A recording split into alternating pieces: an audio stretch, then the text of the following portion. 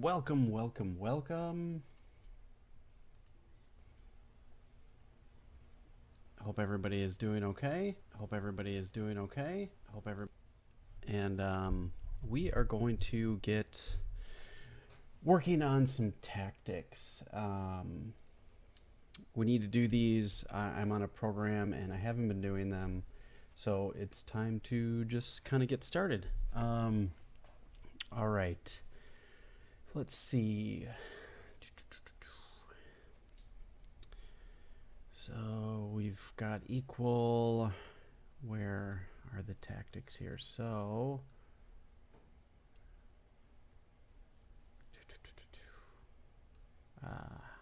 and here. All right, perfect. Okay. This program doesn't have sounds, really? I guess I've never really noticed it before. I'm typically playing music or something in the background. That's okay. All right, next one. Let's see.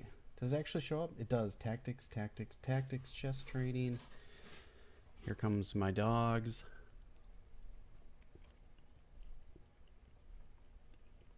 All right, so rook takes g2 check.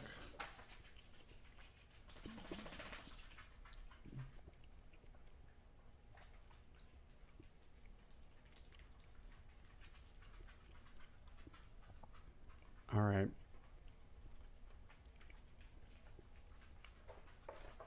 Is it here?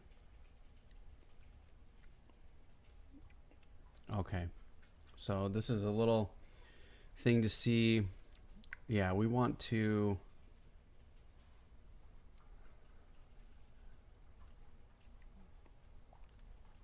There we go. So idea forking the king and the queen. I can't actually make symbols on here, so you guys are just gonna have to look at it, which is fine. That's all right. Knight's attacking the king. Show markers. Ah.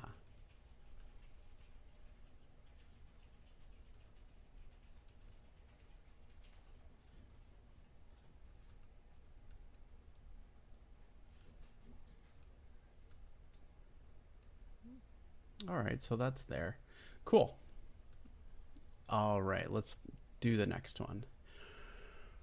Play for the win, it says.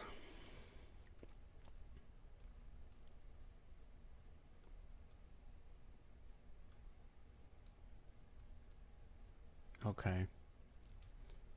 Oh, sorry. My apologies. I clipped. All right, we clicked here and here. And here. Nope. Okay. Return to the original. And then it clicks me into the next one. Okay, stop. I want to complete it. It doesn't let me complete it. All right, so takes and takes. You're about to do it wrong. Yeah, I know I'm about to do it wrong. Okay. Here, then here. I see. All right, this is a good mating pattern to know. So you will get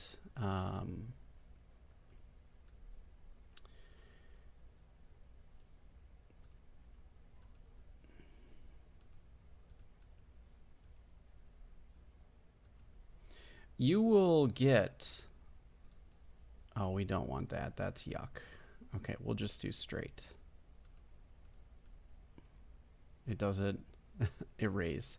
Okay, so this is a pretty bad program when it comes to. I gotta figure out how to do this, but that's all right.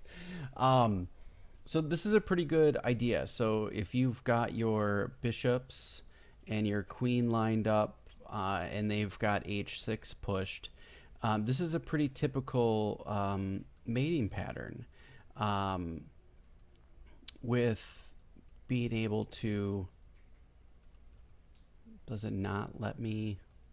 There we go. Takes, takes, takes. Okay. And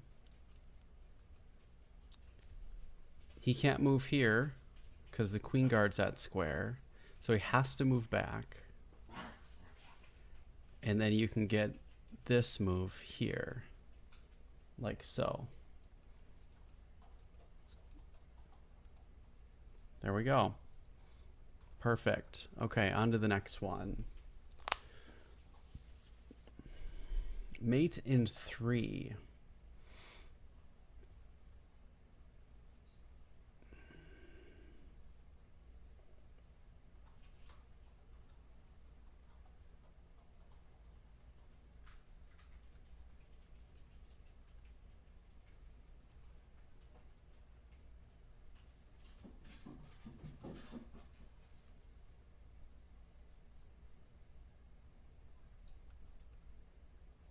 There we go. Let's look at that again. So really you're trying to break open the king side by sacrificing with the queen to get the pawn out of the way. And then this bishop here. And it's just going to be just annoying having these. This bishop here, and the knight covers that square. So the king has nowhere to go. Block it one more time and checkmate. Very good. I like that one actually.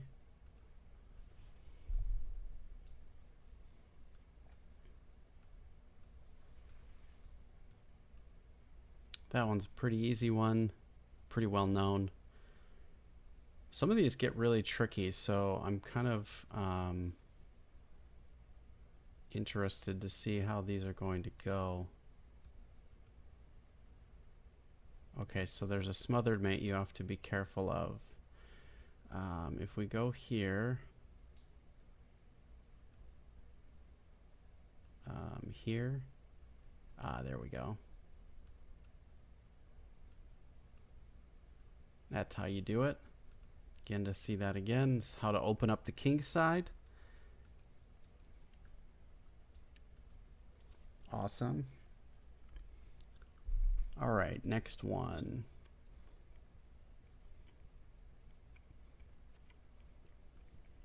Play for the win.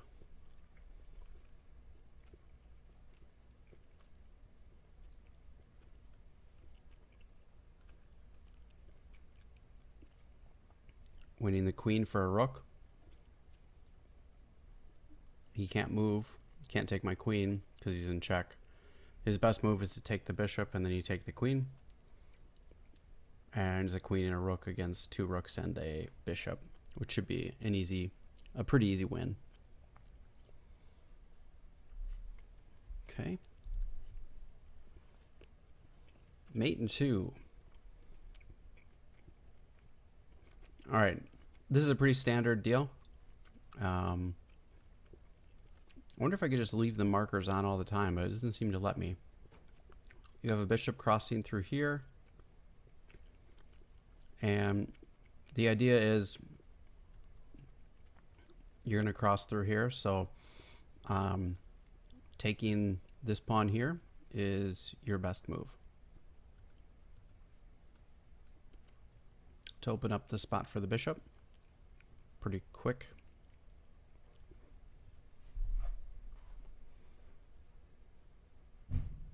Okay. On to the next piece. Decisive advantage.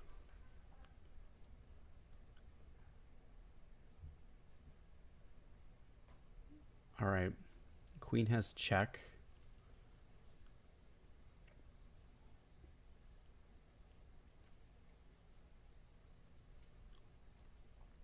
So a lot of these you have to think about what is the first move. In the first move, you usually try to check, you try to look for checks.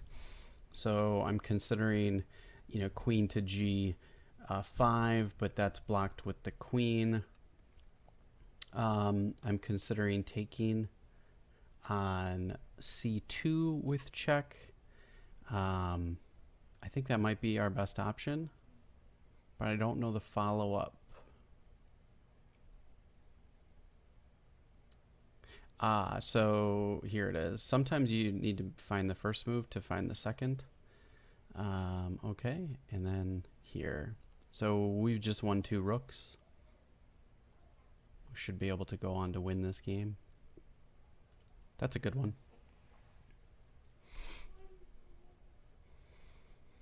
All right, an endgame. So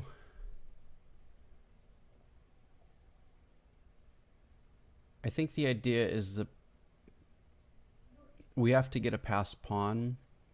I don't think pushing is the right idea because takes, and then this is blocking us and we can't move past. So I think this is the first move and then this move. Ah, here we go. And then you can't. Right, because if he moves here, we move here and he can't get us. If he moves his pawn, we move our king to f5 and we're in the square. And we should be safe. So, yep. It's at least a draw, if not a win, if he decides to do something fancy. Okay, another endgame. Play for an advantage.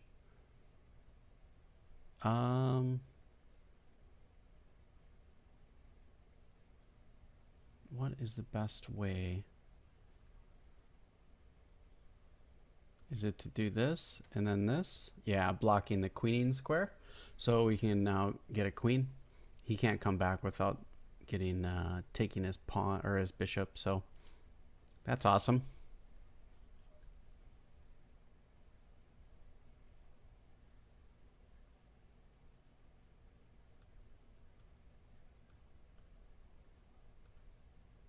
You can't take the queen, really?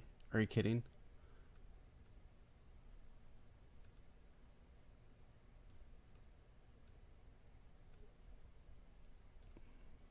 Oh, I see.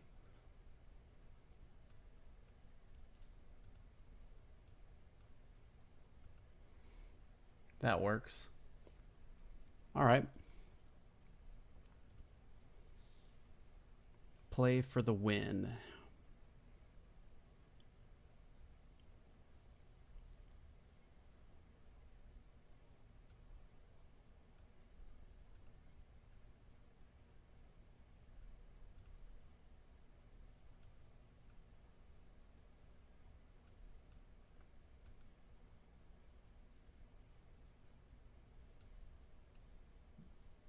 Okay. Not too bad. Oh, you know what I should do? Is probably share my stream with people and let them know that I'm actually streaming. That would be good. Right? All right, let's do this. Copy that. Let's tell our friends. Let's post it here as well. And here as well. Okay. Close out of that. At least for now. There we go. Okay. Next thing.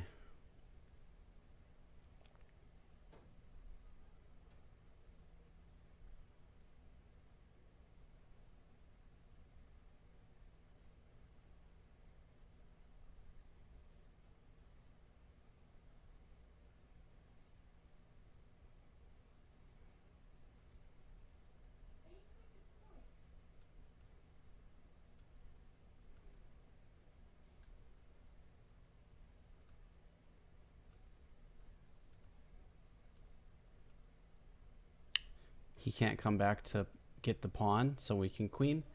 And we're guarding the square that it would come back to protect.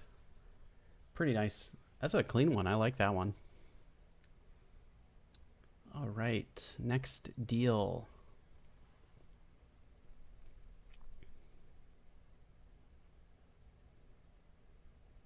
So there's got to be some sort of discovery action here. Because the queen is... The rook is pinning the queen here. Or it's by... if we move this rook. How do we exploit the queen?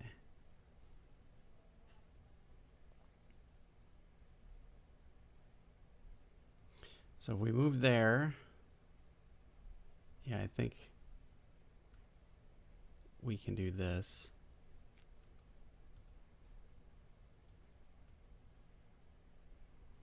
Okay.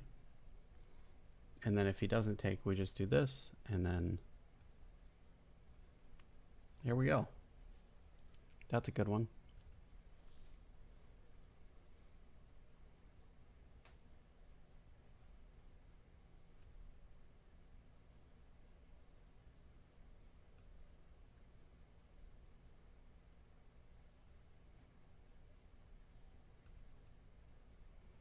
Doesn't like that either.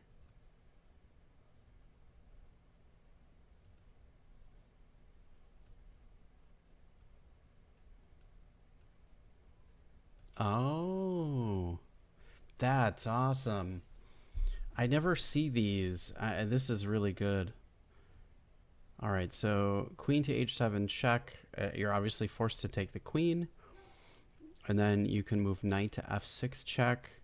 The king has to move back. It can't move forward because all three of these, the g squares that it could retreat to, are covered by the rook. And then the rook would come in. This is how the rook and the knight work together so well. Kind of like a smothered mate. Really nice. I like this. This is good. Okay. Mate in 5.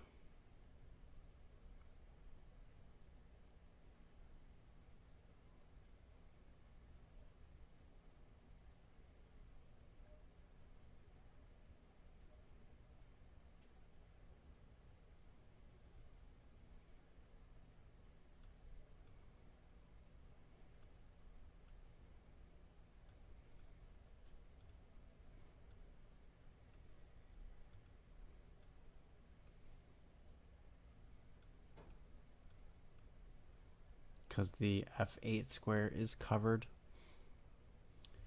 Okay.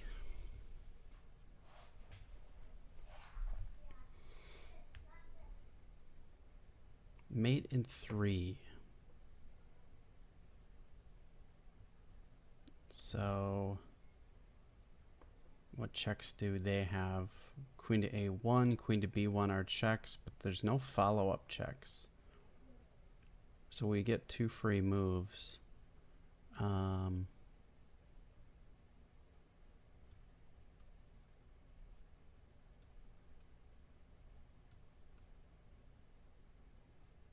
Oh.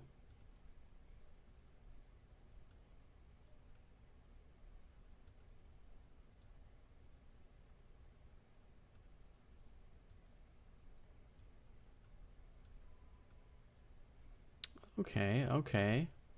I didn't think I knew those tactics either. All right, so this idea being takes, and then this is checkmate because it can't move to f5 or h5 or g7 or h7. But they take the best way, and then you put them in check again. They have to get off the main file. And then, okay, I like that one.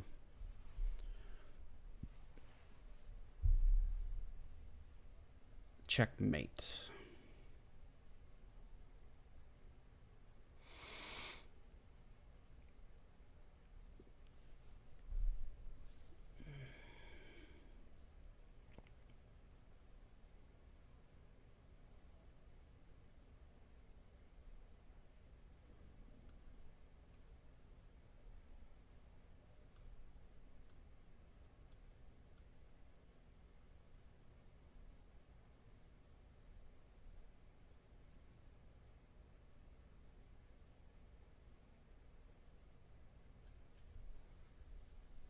That I don't understand.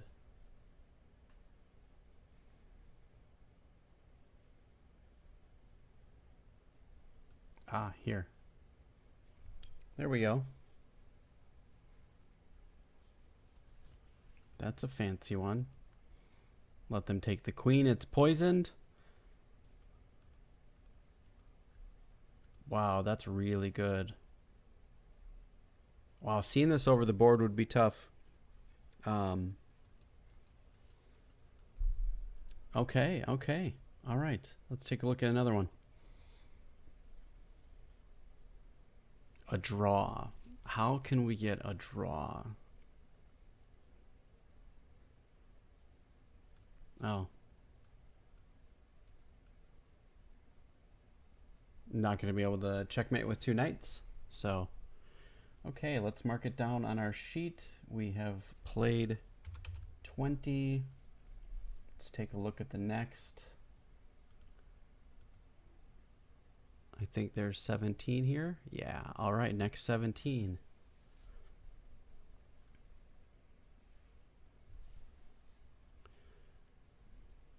$81.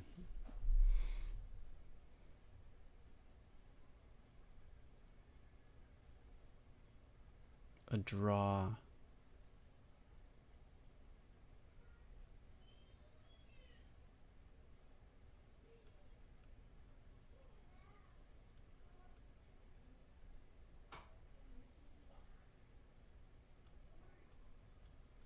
Oh.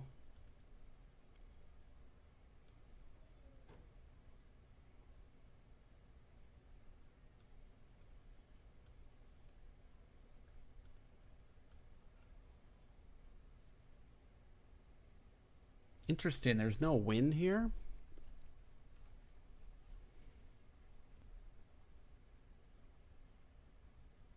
I mean, these pawns are pretty advanced, I guess. Yeah, you're down 2 pawns, so a draw would be good in this position.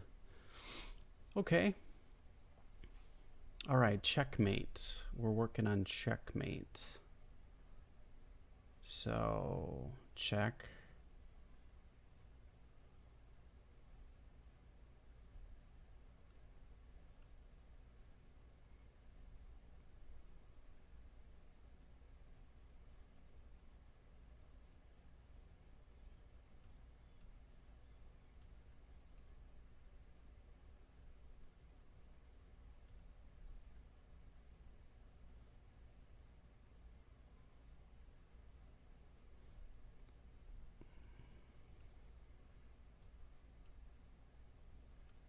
Oh. So here and then here. Oh, because the bishop. Okay, let's see that again. So the idea is to put the king on g7. So you can do that by starting with queen to d8 check. King moves to g7. You open up the ability to push your h pawn by sacrificing your knight on g5. Pushing g takes, or h6 takes g5. I see. And then when the king takes, because it doesn't have any other moves. Okay. Pretty interesting. Nice.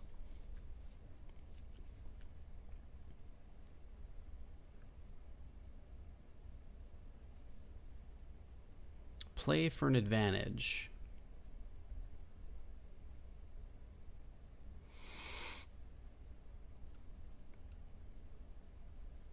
That's not what I wanted to do. But it seems to have liked that move.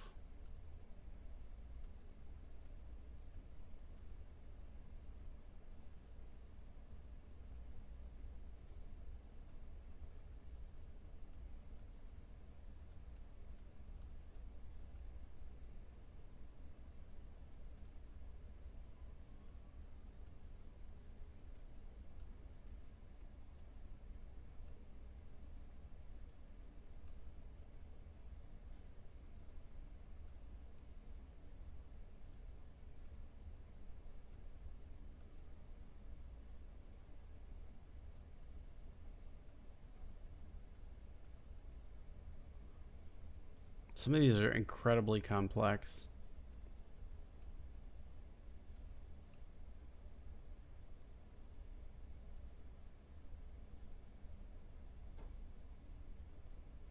Like this one. I don't really understand what to do here. Just move the rook out of the way, I guess. There's still more?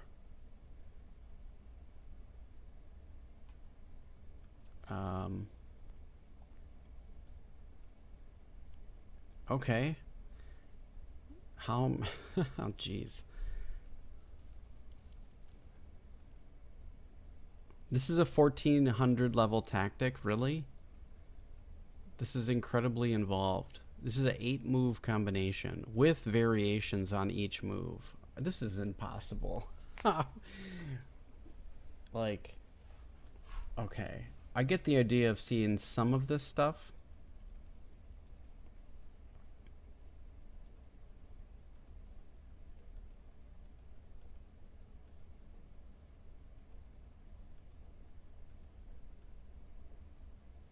But to see that even that far, it's not happening. But okay, that's fine. Play for an advantage.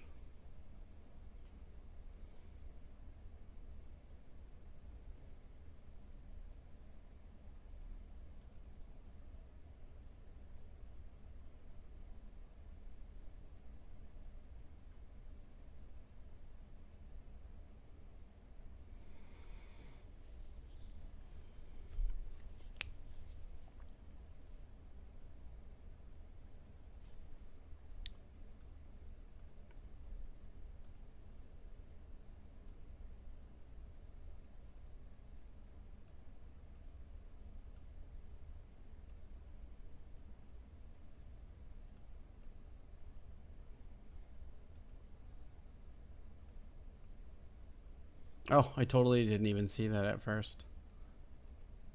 Ah.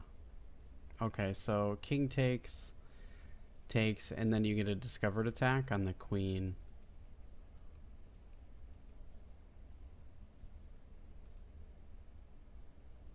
All right, so you have to identify that there's a discovered attack or a skewer or whatever. You have to get the king to be able to get off that square and then back on the square. There's a lot of concepts here, but that's pretty cool.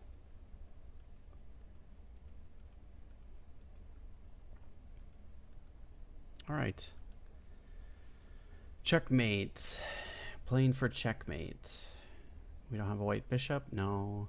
We've got a queen, rook, rook, and a bishop.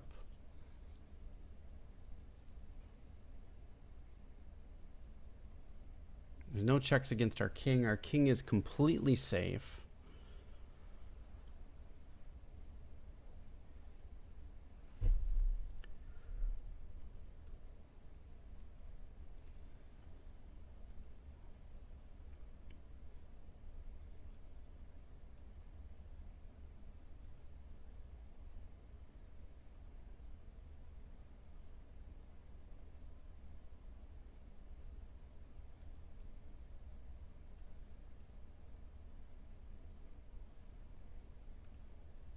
Nice.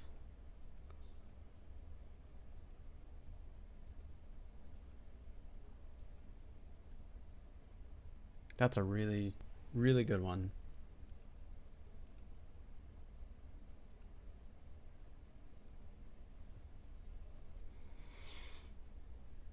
Play for the win. All right, here, this... Oh, okay. What about here? Then here?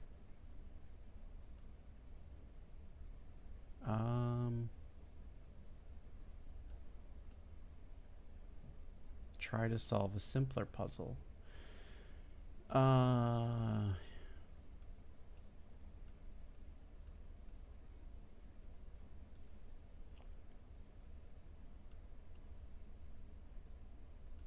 Yeah, I didn't think that was... Oh, yeah, you could just get checkmate there. That makes sense.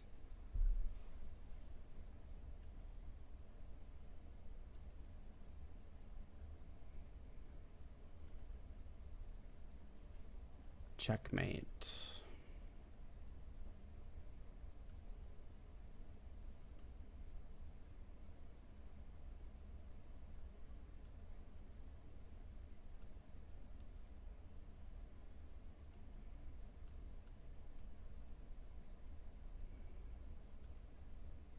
Okay.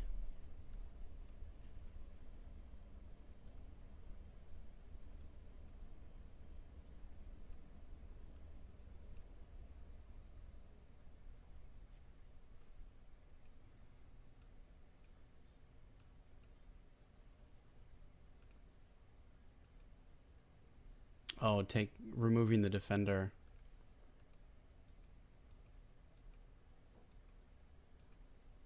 I see.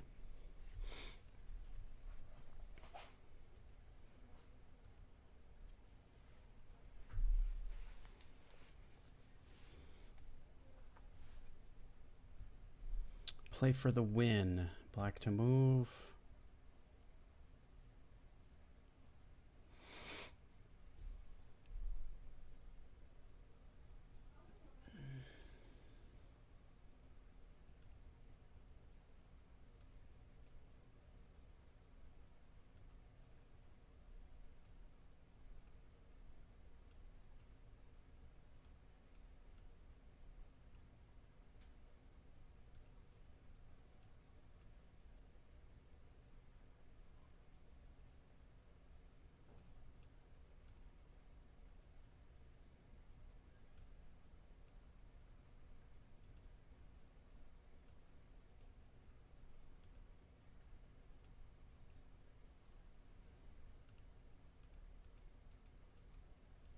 Interesting. It's a tough one to see.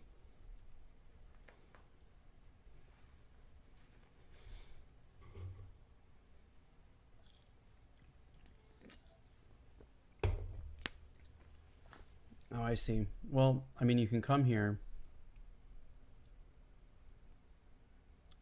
Are there any other moves?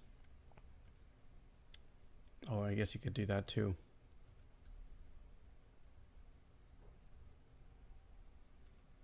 Okay. Interesting. Mate in 3.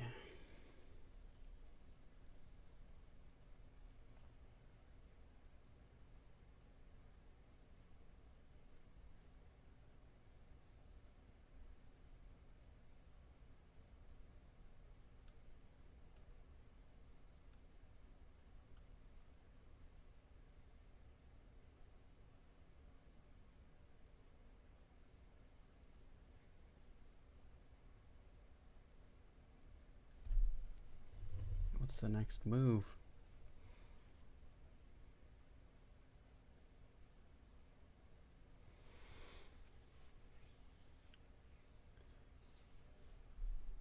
Ah, knight to g4. Yeah, I was totally missing that. Hello, bye. Hello. How are you? Yeah, you have to. I was looking at queen moves first. I didn't look at the knight move yet. I'm like, if as soon as you take the queen off, he's got all these other moves. You caught it before me. Very good. All right, next one. Play for the win.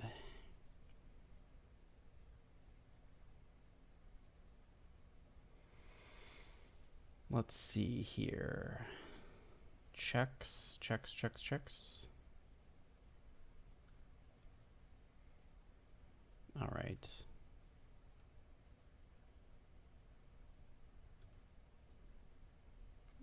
Obviously not right. Ah.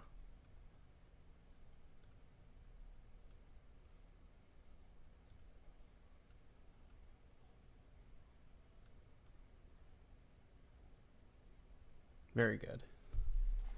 Buenos noches. Hello. Hi. Welcome. We're working on tactical shots here. All tactical stuff. So there's 2 responses. That's one move. Okay, not good. But the next one, I guess what I don't understand is what if he... Oh, I guess if he takes here, this works too. Same way. Okay. Very good. Next one. Checkmate.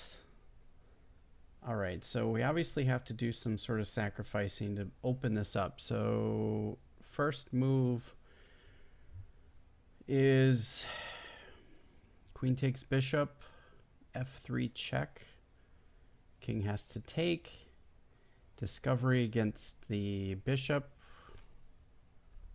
Yeah, let's start there.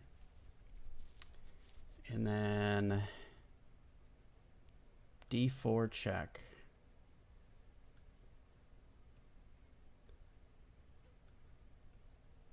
There we go. You had it right away. Very good. Yeah, you caught it perfectly. Excellent. Some of these are they're if you can see these, that I mean, you saw it like lightning fast, and you were able to, not only that, you saw it lightning fast and you were able to type it out. That's quite remarkable. um, I don't think I have that kind of skill yet. Okay, checkmate. Unless you've worked through these and you just know them. I guess that I don't have these patterns in my head yet, so that's definitely something to deal with. Okay.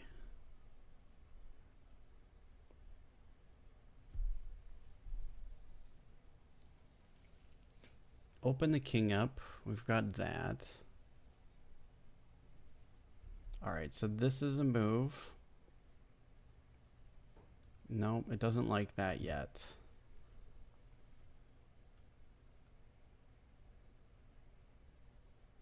Well, I know, I get the idea is this, but what is the move order to get to that?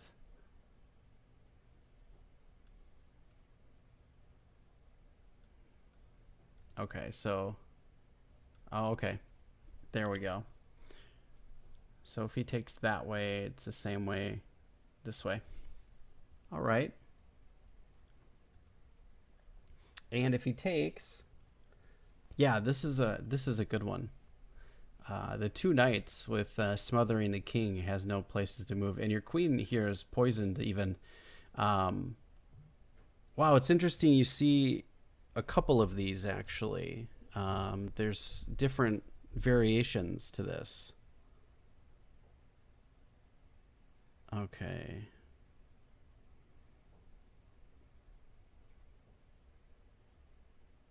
Yeah, this is a really nice one.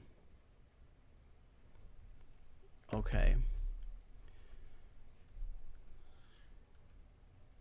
Pretty awesome. I like that one a lot. All right, this is play for the win. All right, so king's gonna.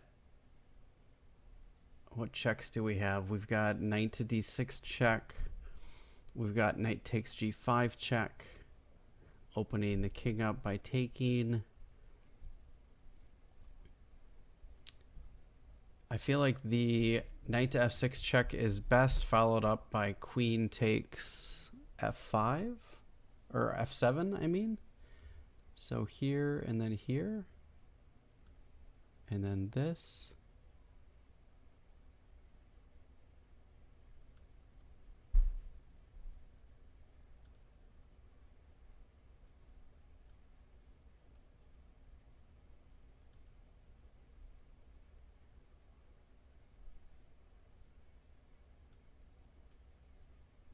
Doesn't like that.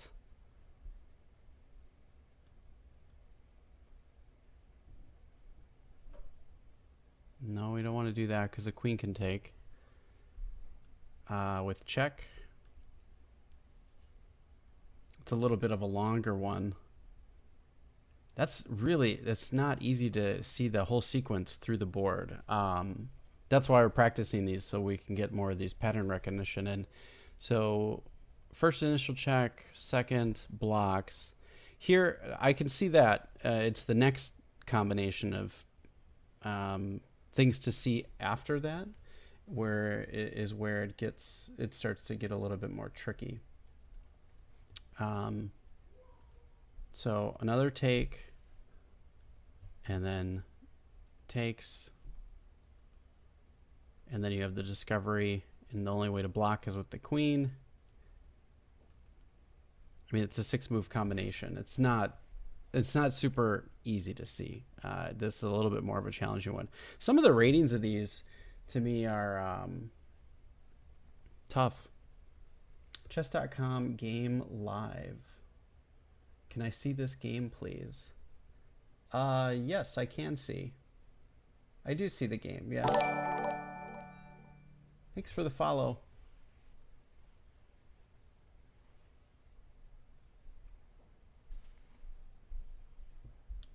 Do you have a question, or are we gonna? Do you want to go through the game review or something, or? Let me finish up. I've got 4 more left, and then we can take a look at that if that was something you wanted to take a look at. Okay, checkmate.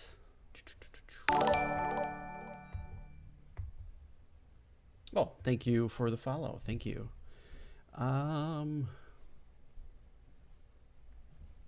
Yeah, go through it, then I'll challenge you. Oh, I see. I'm only working on tactics tonight, but we'll see. Let me get through these 4, and then yeah, we can maybe do some stuff. Let's take a look.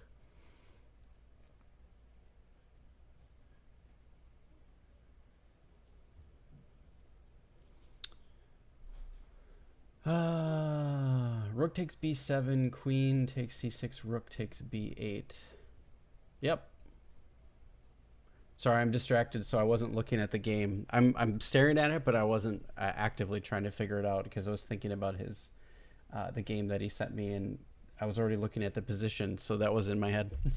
Yes, perfect. That was awesome. All right, next one. Let's rip through these next 3, and then we'll take a look at that game. Okay, mate in 3.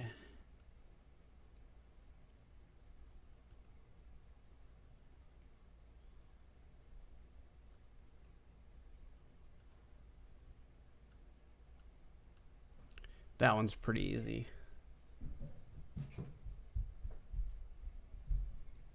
This is the link. The one on top is wrong. Okay, very good. Okay, mate in 3.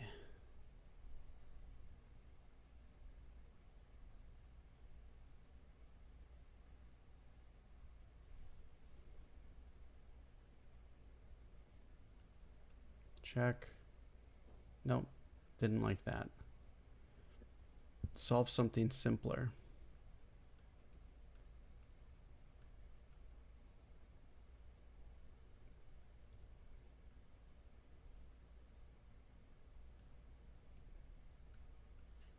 That's what I was looking for.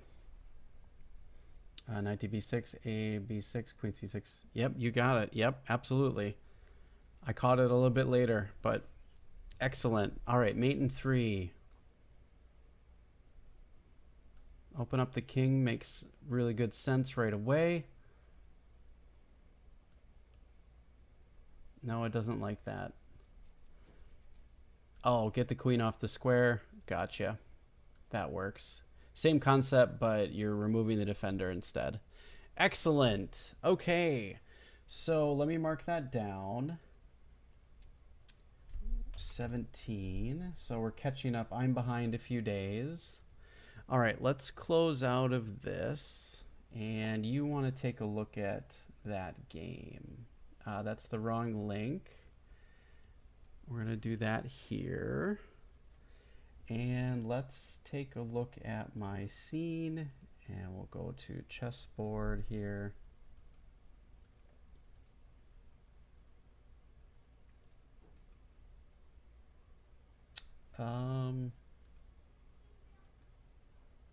Why does it not see my deal?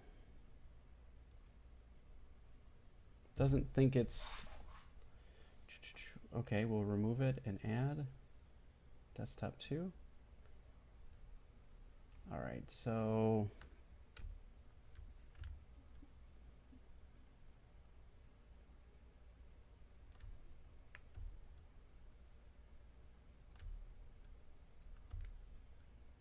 sorry, just let me get my board set up here. For some reason my scene got kind of messed up. All right, let's do this and do this. Oh, actually, we do. Oh, no, no, no. Here we go. Okay. So you want to take a look at the game review, or you want to actually play? Okay, so you are.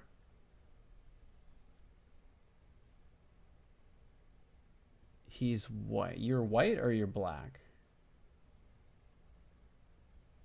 Should analyze, but you won the game, so you should won. Yeah, I try to analyze all my games. That's always a good thing to do. But yeah, you learn the most from the ones you lost. Sure, let's take a look at the game review. Why not? So you're white. Let's take a look at the review. Okay, so interesting. Black is not putting a pawn in the center. So that's not something, as a beginner, what I try to teach my son or my students is that you should always try to, and on the first move, you should always try to put a pawn in the center. It's really important to control the center.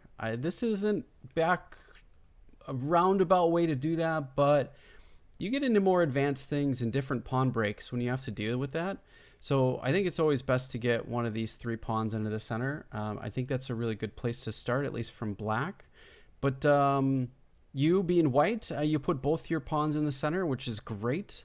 That's fantastic. You're controlling all 4 of these squares. That's really good. You got a bishop on a good diagonal if they castle king side. So far, so good. I don't know that I would have pushed this pawn up. There's a lot of easy breaks here. I probably would have kept that back. Let's go back. This just kind of pushed forward. It does like that move. I think instead of making that move, I think it would have been better to develop your knight, or potentially even putting a 3rd pawn in the center, or even getting your bishop here. I think are better moves. I think those are good moves, but yeah, this was definitely a blunder by him. It opens up his king side. You can just kind of see the moves here by doing the game review, and yeah, this is just not good for black.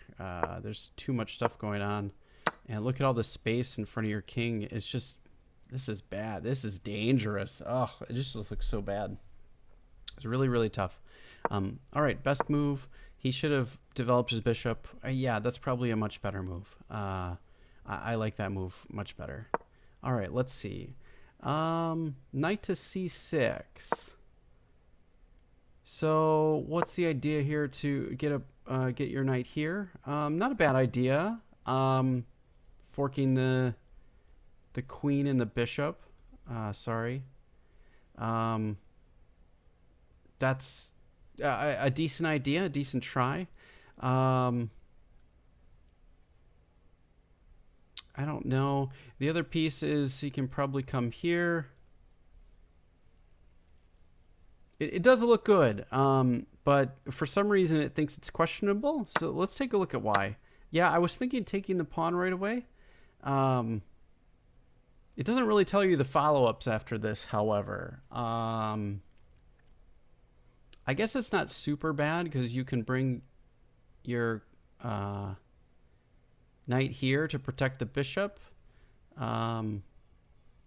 If he comes here, you can move your queen, and then if he takes, you can just take back with the knight. You don't lose your castling rights. So this is still okay for black, I think. It's not amazing. You did lose your f pawn, but you traded it for the e pawn. Not a big deal. This being open could potentially turn into some issues if you get a chance to get the bishop here like this. Dannon, yeah, I can analyze the game for you, sure. Positionally, yeah, it's really bad for black right now because this pawn is kind of in your face. And if you get this knight here, you don't have to move it. It just sits here. All right, let's continue and see how the game went. Oh, this is exactly what happened. So very good. Then you moved bishop to c8. Oh, sorry. My apologies. I clicked on the wrong link. So, yeah, okay, you did exactly what I said would happen, which was probably pretty decent. So, yeah, that's not good. You have no. The reason being is the next follow up move is this, and there's no way to block it because this pawn is in the way. Um, that was a poor move. Yeah, F5 was probably your best try to gain some of those moves back, and he lost that. So rest of the game looks pretty straightforward. Trying to develop pieces. Um, Overall, not too bad. 78% for your accuracy, which is pretty decent. Um, yeah, I mean, you gave him a lot of pressure, and not overall not too bad. I mean, you only had 2 mistakes and 2 inaccuracies. That's extremely good for somebody that's only 1077. That's really really great. Um, yeah, Black had a much more difficult game. Um, yeah, this does look odd. It so if we continue the game,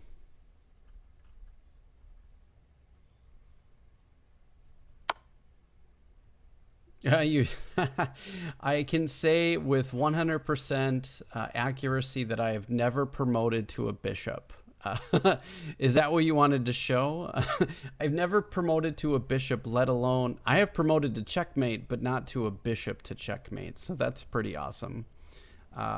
Put that one in your book because not many. That's not a. That's a pretty rare thing that you don't get all that often. Um, I don't think in my life I've ever promoted to a bishop, honestly. And I've been playing for over 30 years. So that's pretty cool. Overall, decent game. If we go back to the beginning um, and kind of go through it, you followed some really good principles. You put 2 pawns in the center. The only thing that I would suggest is instead of attacking right away, that you kind of went right on the offensive straight away, and you still have all these pieces that are not being utilized. And the whole idea of chess is to bring your pieces out and put them in really good squares to help you out. And if you go through the game and you look, uh, these pieces never get touched. You're just kind of sitting here not doing a lot. They get moved eventually, but you're in move 20 before they're kind of moving those. So I would suggest at this point, instead of pushing the pawn, developing some pieces, or even your other pawn, and then getting castled early. You do castle on move 12. It's not so bad, but as a beginner, I think it's better to get castled earlier than later.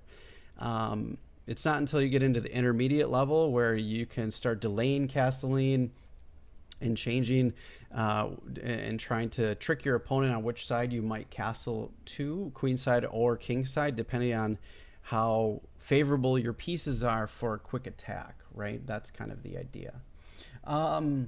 I believe Danian asked for me to take a look at one of his games. Do you have a link?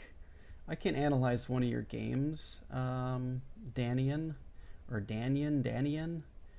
I hope I'm pronouncing that right.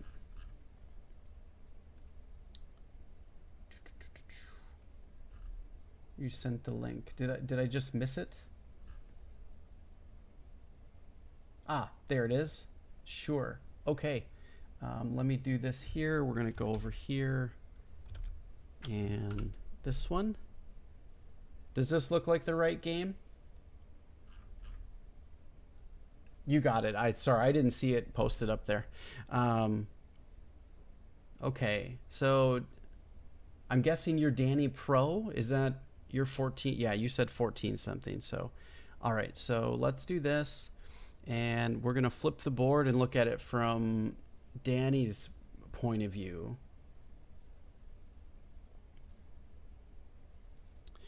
Yeah, I kind of sit. I want to agree with. I don't know how to pronounce here. Fihag,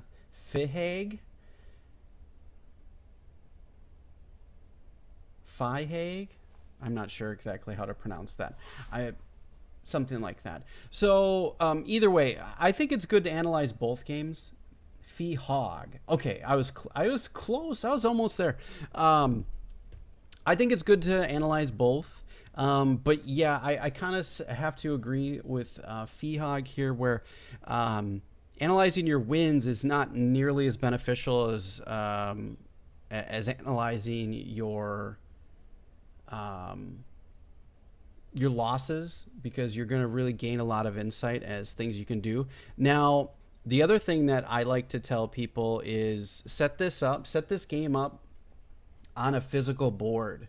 Physically put your head into the mindset of actually physically moving the pieces with your hand, because sometimes you can commit these ideas to memory because you're physically moving the pieces, and it's not as easy to commit this stuff to memory when you're just clicking through, click, click, click, click, click, through the mouse. And I think it's a little bit easier to put it physically on a board and move the pieces as you go. You can keep it on the board here and then move the pieces next to you, but there's something that helps with the brain chemistry and for you to remember some of these positions by actually physically moving a piece and seeing what it looks like on the board.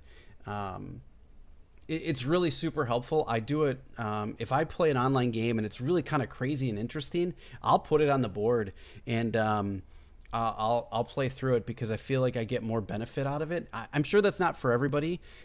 In the realm of computers, it's really probably much easier for the younger generation to just commit this stuff to memory by just clicking through the stuff really fast.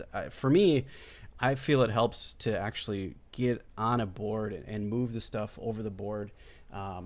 And I feel like you can learn a lot more from it. And that's me, but I'm a more old school. I was playing chess before there was computer chess, so um, the computer chess. You grew up without chess computers too, so yeah. I mean, there was no Stockfish or Leela. That stuff wasn't around. There was no websites. When I grew up playing chess, there was literally no websites when I started playing chess.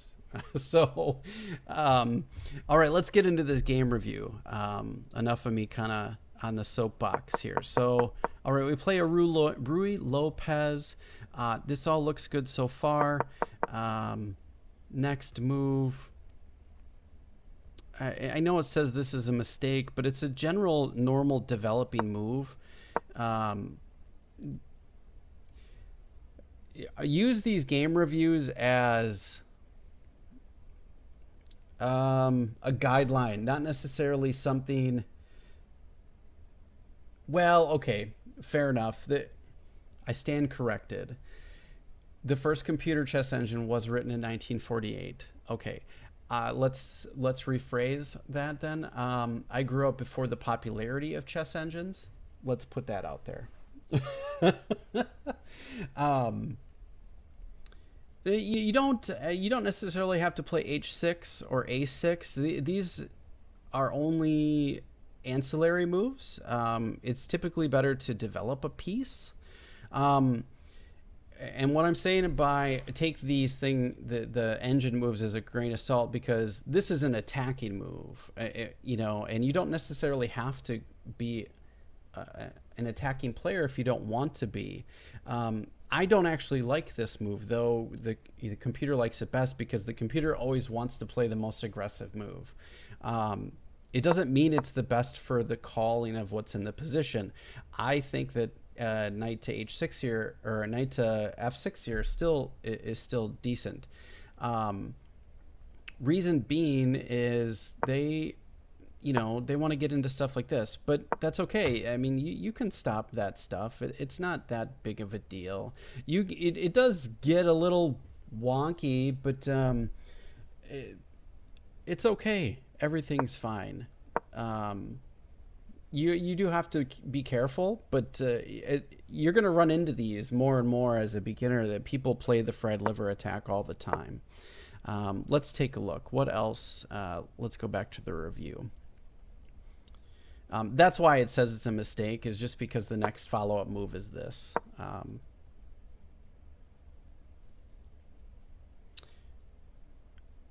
Yeah, I think in this particular position, this is probably a better move. Reason being, he can't bring his knight here because now you have it double protected, and then you can come here. It's move order that matters at this point, and you'll figure those things out as you kind of move along. But yeah, because then once you develop your knight, you can castle and not have to worry about it. So, all right, let's go back to the review and see kind of what happened next. All right, we know what happened. He didn't even capitalize on it, so I'm guessing your next move should be, oh, you moved to h6, so you're stopping it from happening.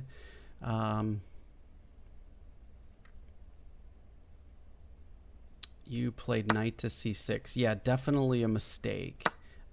Your best option here would have been, yeah, pushing the pawn. C6 is definitely your best option here. And then taking back with the pawn would be much better. I know it looks a little wonky, but it's definitely better. Yeah, I mean, this is a 15-minute game, and you guys haven't even used, it's a 15-10 game. You guys haven't even dipped below 15 minutes. So, yeah, and we're on move 11. So, idea being is spend some more time on your moves. You guys are moving way too fast. If you want to play bullet, and why have 15 minutes on your clock if you're not going to use it? Thank you for the follow. TKBSK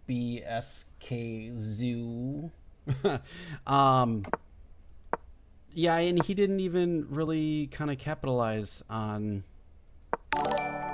that. So you played a decent move here, another developing move.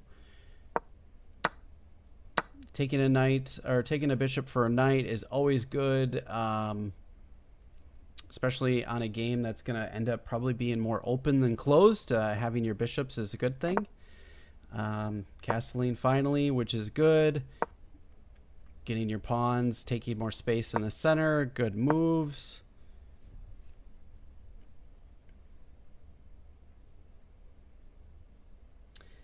But I abide by the rule and principle of playing chess, playing a car. If you don't get minutes to make a decision. I'm not sure that analogy really works. Chess is I understood what you meant, but chess is meant to be slow and patient. So take your time. Unless you're playing a bullet game, obviously don't take your time. But all right, preventing the queen trade. Yeah, as I said, it's gonna filter down to an endgame really quick. Overall, pretty decent. You've got a pretty solid structure. I mean, you got all your pieces next to your king. It's very safe. You've got a passed pawn. It's going to be tough to dislodge that thing. These are inaccuracies, not amazing, but overall, it seems, yeah, that was definitely not good. Mainly because you can win that pawn, yeah. So, and how did the game end here? Should playing pretty strong here. Okay, decent with a checkmate. Yeah, I would say my I'm gonna kind of echo.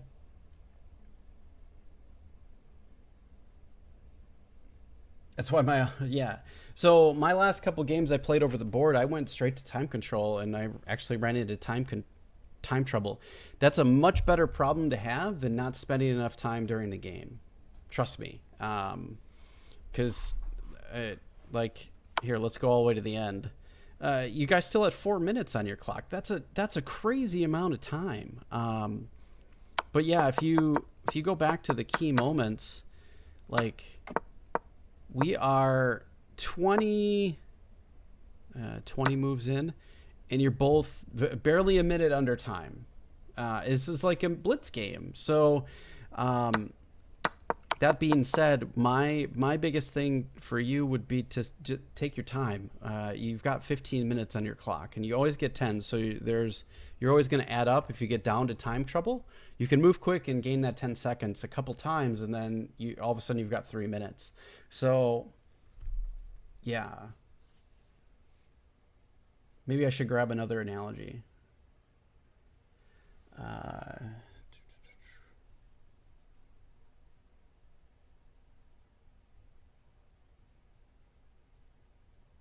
Yeah, I would recommend. I mean, Blitz is fun and great and all, but I would recommend not playing Blitz, honestly.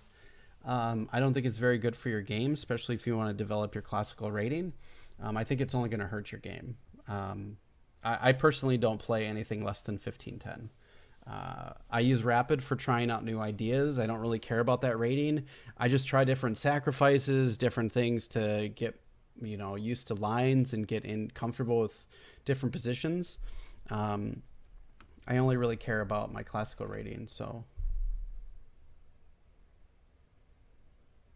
yeah, but if you play, I can guarantee that if you play 100 classical games, you're gonna and then you analyze them all for even if you analyzed each one of those for 1 hour, that's 100 hours of classical gameplay that you're going to analyze your game for, and I believe that it's going to be so much more valuable than playing 3,000 blitz games. It's not the same thing. It's really not. I don't agree with that. Yeah, I'm going to have to disagree actually, because I think it's more beneficial to follow the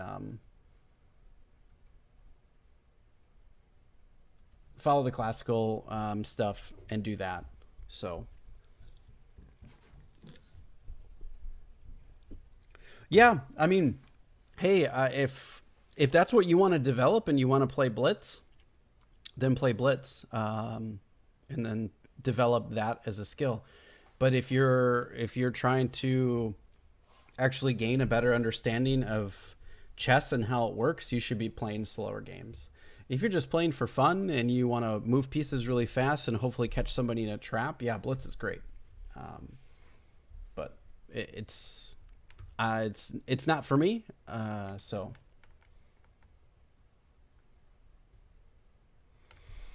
for opening prep, I think Blitz games with analysis over often longer than the game. Yeah, exactly.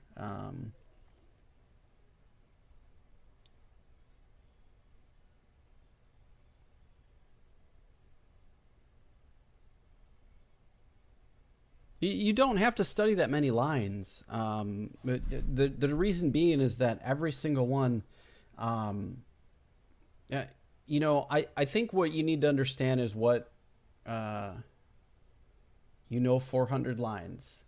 I've been playing for 30 plus years, and I don't think I know 400 lines. So if you think you know 400 lines, you're not. I'm gonna probably disagree with you, but I would say that it's probably more beneficial for you to study and know the ideas of the openings that you play, um, and then develop your pieces with those plans in mind. Um, let's go to analysis board. Actually, hang on. So let's go here, and then library. We'll go to saved analysis, and we'll do a new analysis. For instance, I don't know how many of you play the London, but typical Londons kind of start like this. Let's just pretend they're just making random moves. They're not doing anything too crazy. Let's do this. I know these aren't normal moves for anybody, but I'm just kind of blitzing out some moves for people to deal with. Castles. Let's do this, and here's a typical London structure. Somewhat. These aren't perfect move order. I'm not doing anything crazy right here. I'm just kind of giving you an example. The ideas in the London are to get castled early and get this structure behind the pawns with this bishop. They call it the pyramid. A lot of times they'll want to peel this off. You can open up your rook. If they decide to do it before moving that bishop or doing this, you open up this rook. These are some of these ideas. So this is all good for white. And this is in theory. But if you do decide to do something like this and they don't take and they come up with other ideas, a lot of the plans are trying to get your knights to here and then to here. Sometimes you can even exchange into or turn into a stonewall attack by pushing F5. Let's just make a random move. I'm not doing anything or challenging anybody, but here's some of the plans and ideas for white. You want to get a structure kind of like this. We have this on the king. You sometimes want to sacrifice here based on the Greek gift. The other idea is maybe getting your rooks this way for rook lifts, and your queens here. You have all this stuff attacking towards the king, and these are all your ideas in London. You don't need to know what moves are, what lines go with what order. What you need to know is the ideas and the plans. And I think that's far more beneficial than memorizing a bunch of lines in the opening, especially if you're under 2,000. I'm not even 2,000 myself, and I find very little benefit from studying the openings whatsoever, because my games are not lost by some weird minor nuance in an opening line. My games are lost by a blunder. My games are lost by miscalculating a tactic, and I guarantee that every single one of your games that you've played has been lost to either one tactic or multiple tactics, and you're losing a piece for free. Until you solve that problem, your opening prep is almost essentially useless. And I'm sure a lot of people, even high above my rating, are going to agree with me. And if you don't agree with me, that's perfectly fine. That's okay. I mean, that's what chess is all about, is learning how the best way to learn is.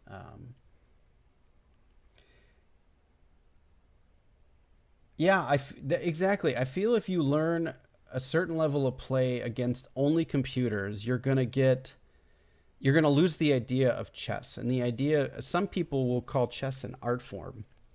And if you're gonna just play against a computer and playing brute force method chess, chances are a lot of people have started calling it alien chess, because people are coming up with these moves that only Stockfish is gonna find, because the highest level grandmasters are now memorizing lines that are 25, 30 moves deep, 40 moves deep, engine lines that come up with, a half a pawn of an advantage to get them an edge. And if you're under 2,000, you're not gonna benefit from some random line in the Berlin defense.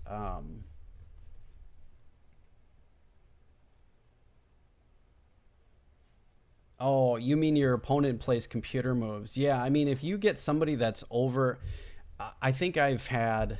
Isn't there a stat thing? Let's take a look.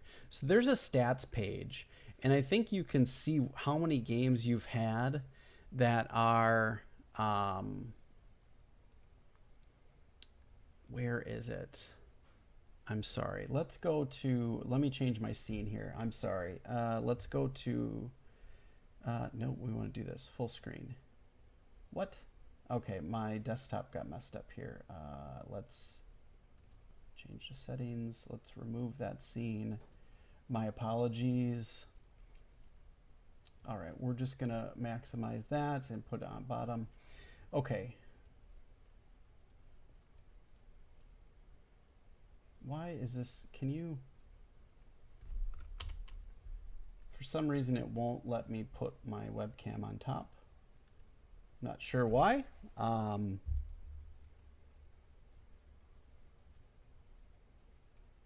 there we go. It was being wonky. So let's take a look. If we look at our profile, current games, notes, stats. If we click on the stats page, there was something I saw where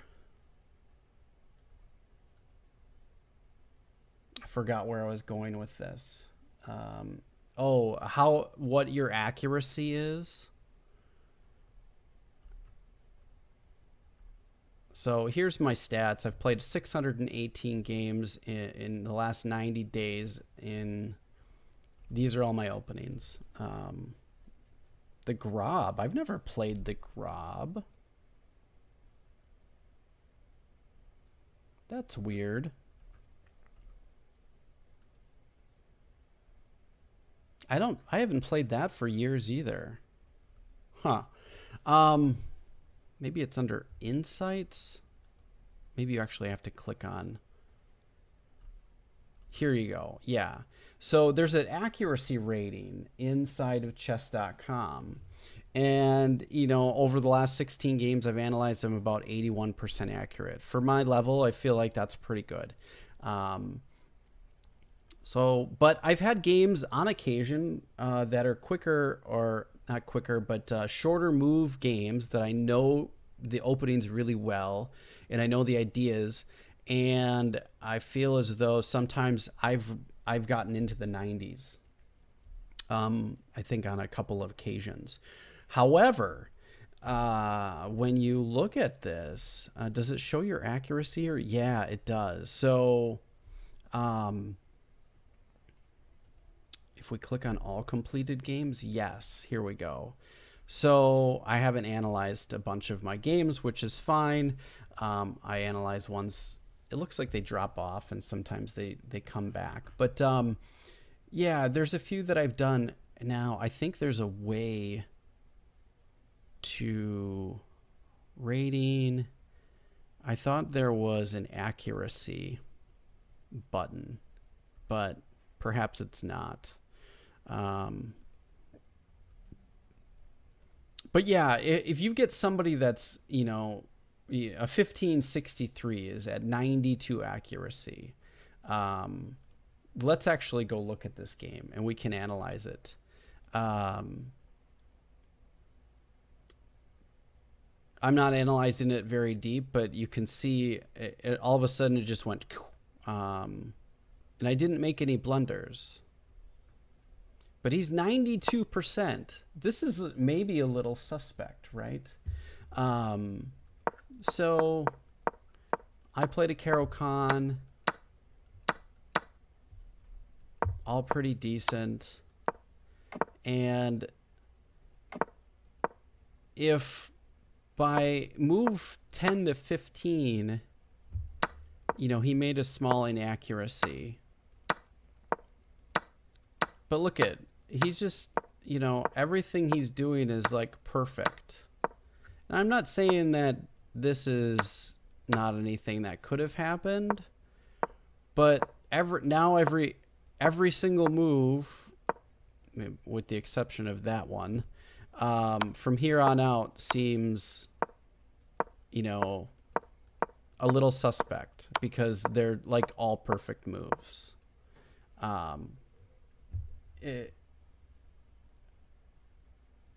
Yeah, higher it is. For this game, I didn't really suspect any cheating, but I've seen some that are like 95, 96%, and you go look and analyze, and you check with the engine, and they're making engine moves, and you're like, really? The last 5 moves were all engine moves, and it's not intuitive moves. They're like crazy moves.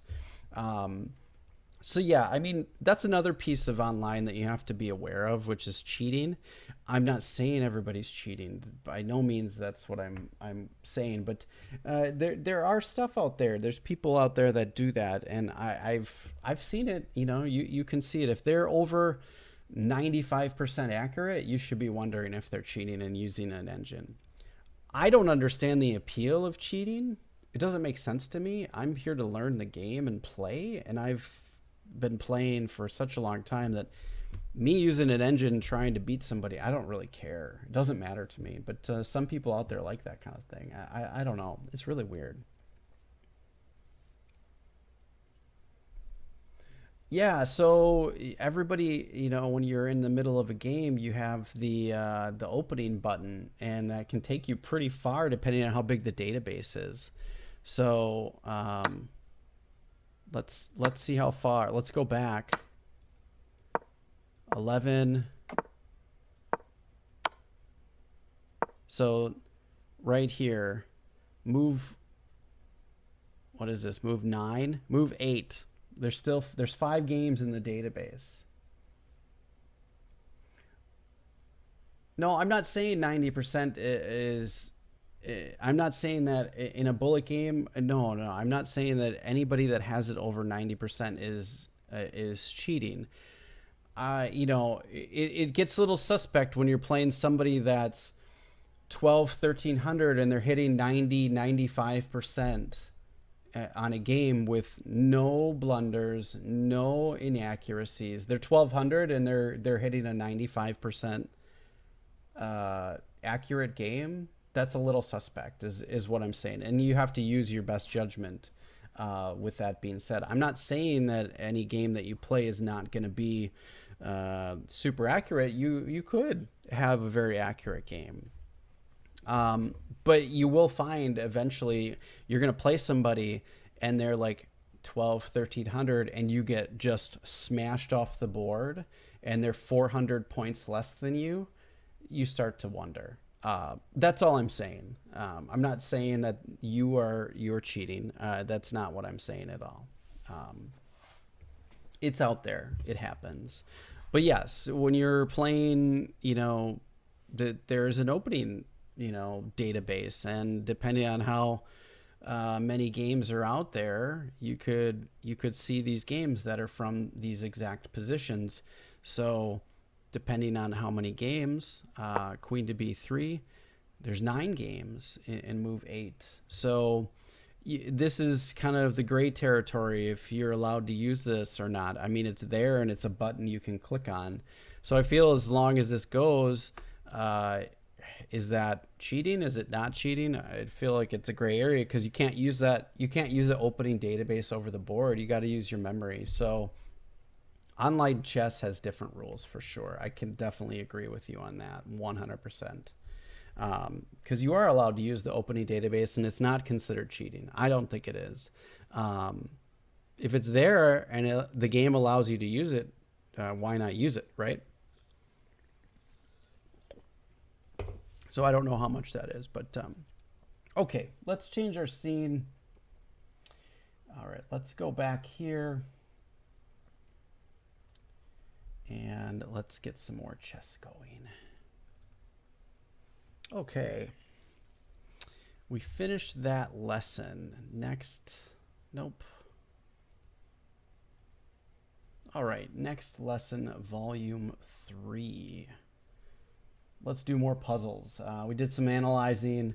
Thank you for sharing your games with us. I was happy to be able to help out those people that were looking for some insight. I hope you found it instructional. I hope you find it beneficial. Yeah, so let's take a look at some more puzzles. Let's do another 20 and see what we're going here. Okay, play for the win. Hang on, let's take a look at the default layout, and we are under, what's our theme? It actually, we are in, doesn't say. That's okay. We're fine. All right, let's go back. Okay. All right, I haven't looked at this yet. Yeah, rook takes e5 looks pretty good because you're taking defense away from the pawn. What kind of checks does he have? Really only queen takes knight, but that's covered, so I think we're okay. I think that's a great move. And then we got checkmate. Okay, so that doesn't work completely. It's partly there, so we like that. So he's got one move checkmate after that. What do we do here instead, and then here? Yes, you caught it. Um, I missed I missed that. So very good. All right, next one. Let's take a look. We got checkmate. We did. Okay. Playing for checkmate. Black to move. I think. Yeah, we want to remove the defender. Yeah, so we're gonna do this and this.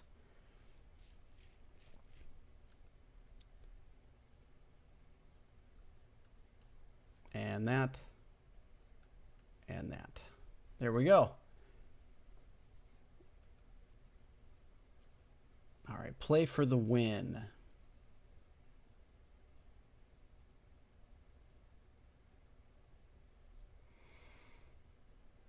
All right. How do we get into this guy? So we've got our bishop that can move out to e5. Bishop takes f3 is a candidate move. Bishop takes f3 because he has no pawn to cover. So I think bishop takes f3. Yep. Can't be stopped. Yep, can't be stopped. No f4. Yep. Nailed it.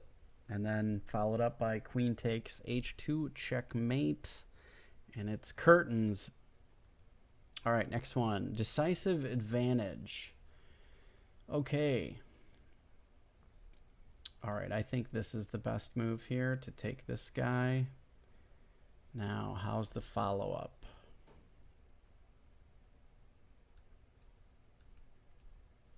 There we go. For those of you that didn't see that one, rook takes c3, removes the defender of the knight, takes the knight, king moves, has to move to a black square, check again, forking the king and the rook, and we win the rook, and now we're up a piece. Nailed it. Some fork action. Yep, nailed it. I like the little that fork thing. That's cool. Okay. Mate in 2.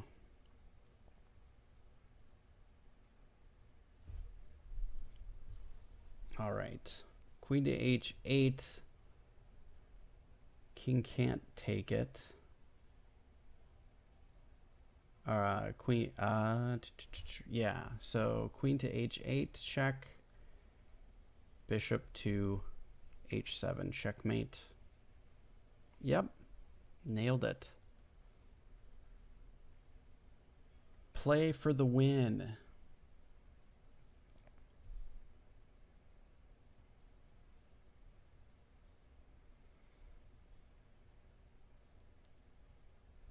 So he's got a piece hanging, but we can play for the win. Knight d4 looks good because you're attacking the queen and the knight. Knight takes. And you can get the bishop. Let's see the variations. That's checkmate. Okay. Nothing more you can do. Over. If he moves his queen, we take his knight.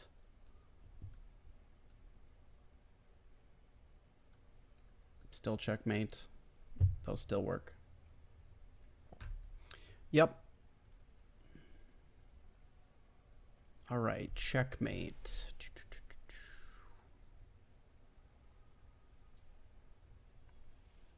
Knight f6. Does that look good? Actually, maybe knight g5, I believe, is better. Smothered mate.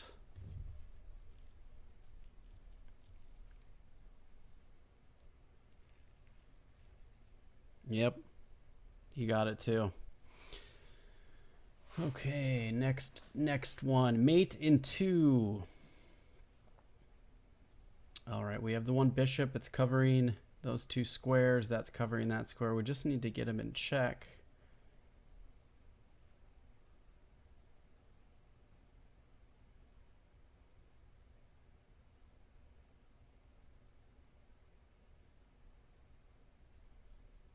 These ones with knights and bishops are a little bit tricky.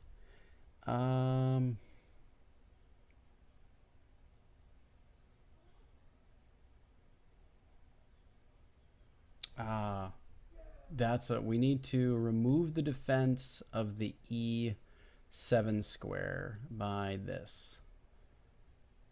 And then here we go. Because the E8 square was covered by the knight.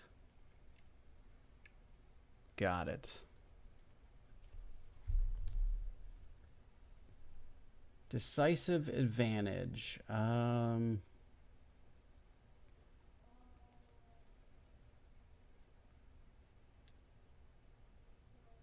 Rook takes. Yeah, so rook takes here.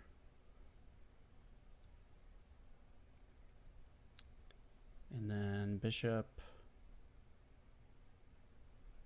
No. No, just straight checkmate. That works there. Otherwise, we do this and this.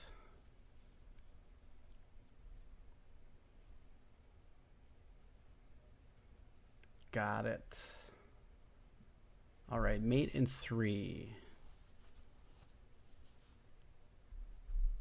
I think we just do this. 9 seconds. That's a quick one. Mate in 2.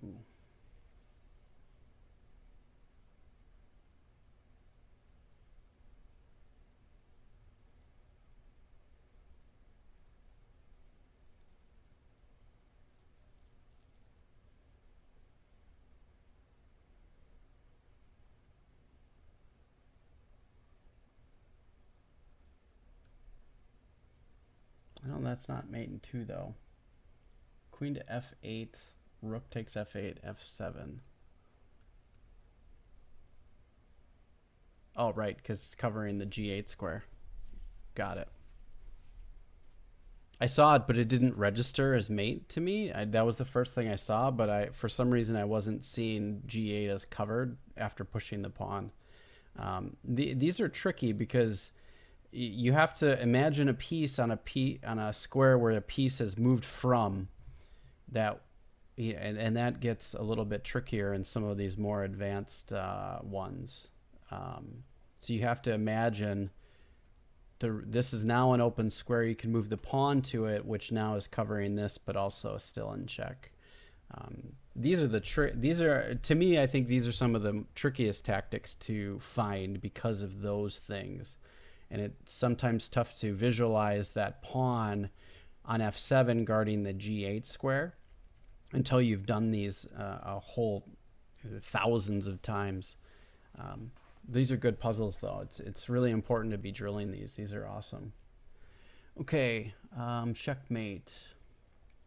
Black to move. So I think that's just a... Oh, we're pinned, so why don't we do this and then this?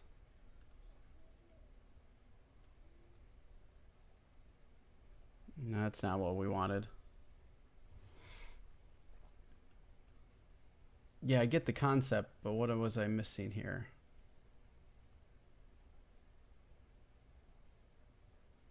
Oh, I can just take the queen then.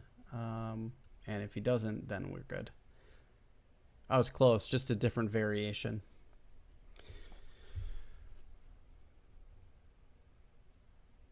No, I didn't want to counterplay. I want to do them in order. Okay, mate in 2. White to move. This is an easy one. Check. What? That's not what I want. Why does that not work?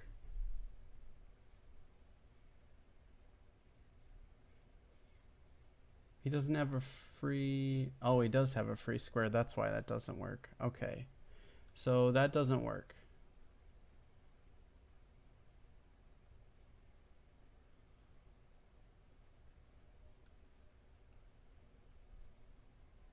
That doesn't work either.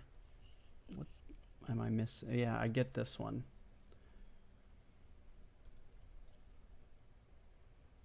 Oh, this way. There we go. I was thinking of it backwards. Had it the other way around. Yeah, I forgot that he can move to the F or the E7 square after coming back down. It's not covered by the rook anymore if you do it the other way. Okay, mate in 3.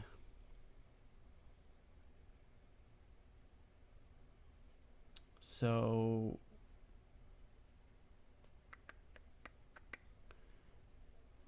queen to h3 check puts the king there.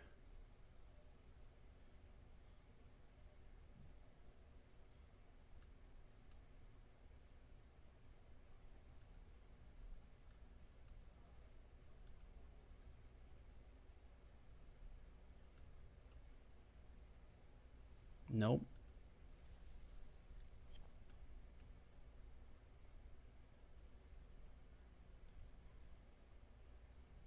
No, this way. So then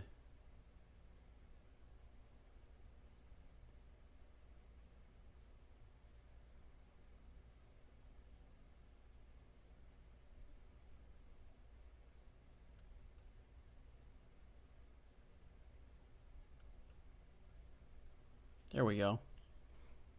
For some reason I was thinking that was move 4 and it didn't work, but I get lost in the variations sometimes.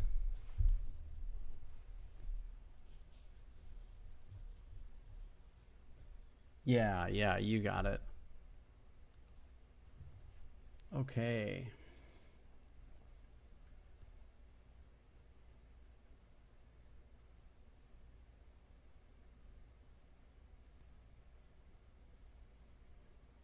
Find the best continuation it reads. Okay.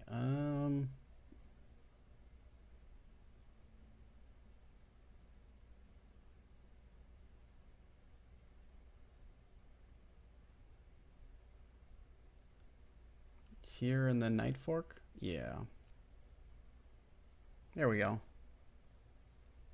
Yeah, Knight Fork. Yeah, there it is. Some hot fork action. Decisive advantage. See, I like ones that are more like this because now you're more in a typical setup in a game. But I can tell you when you work on these, you see the stuff in the games and it helps so much. Okay, what do we have here? I have 2 knights and a bishop, queen and a bishop. Looks like everything is mostly equal. Decisive advantage. So I think we want to do this. Yep. And then this or this. Boom. More fork action. There's themes involved. You see these lots and lots. So typically, if you know one of them, you'll get the rest of them, or the next couple in a row. Okay. Decisive advantage.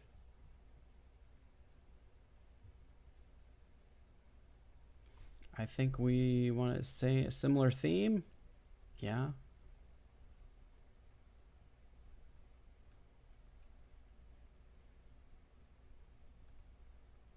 All right, I know the theme. I'd moved the wrong area. Yes, I get it.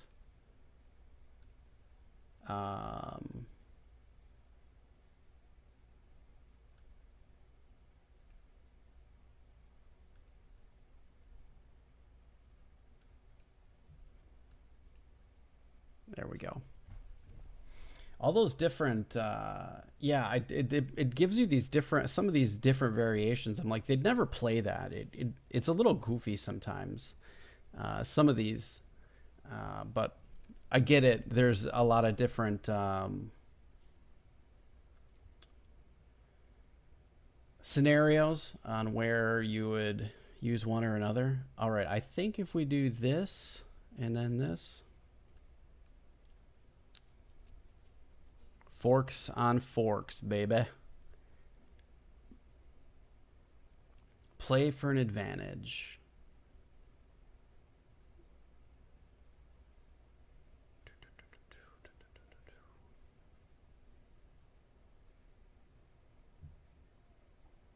See, now these ones get goofy. Do we push e4 first? But then he just takes. I feel like my intuition says e4. It doesn't like that.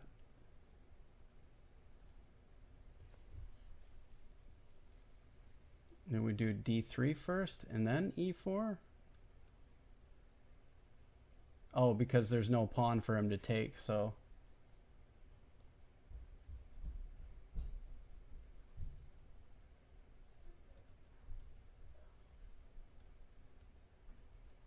Why can't he just take it? What am I missing? Oh, because you can take this way. I got it. Okay, I see. Alrighty, that works. Okay. Decisive advantage.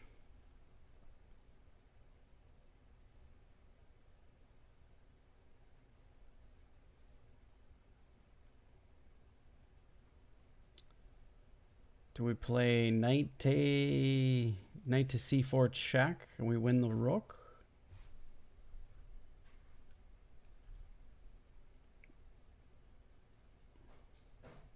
Do we take the rook first or the pawn first with check?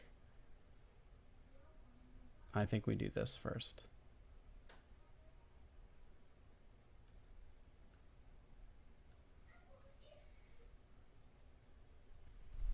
Boom, there we go. That one was a good one. All right, we did another 20. Let's open our sheet. 20, mark down 20. So I just did July 27th, so I'm still 1, 2, 3, 4, 5, 6, 7, 8, 9, 10, 11, 12 days behind where I should be. It's been a busy week. All right, let's take a look.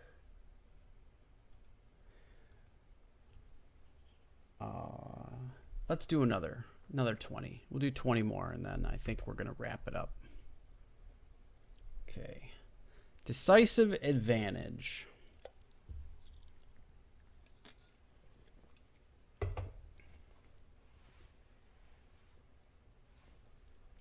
think we do it this way, right?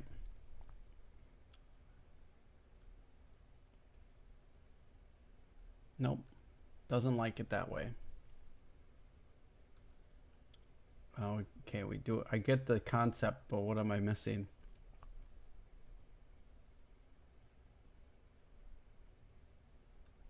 This way?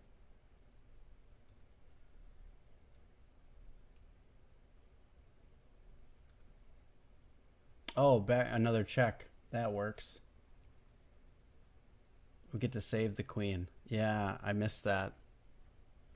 All right, let's see that again. So the idea being, right, we get the other check and then we get the queen.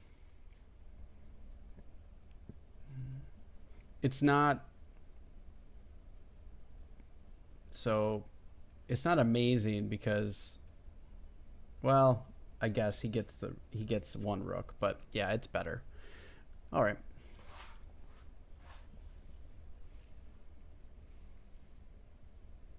I think we can just do this.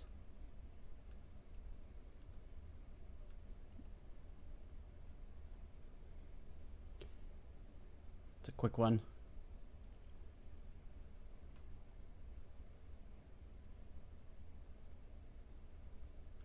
we can do this.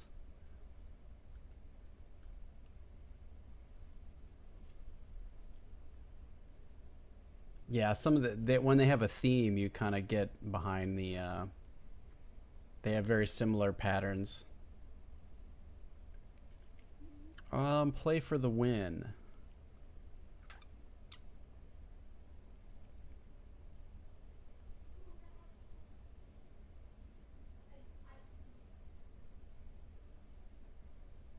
All right, if we go here, we win the queen, and then otherwise we get checkmate.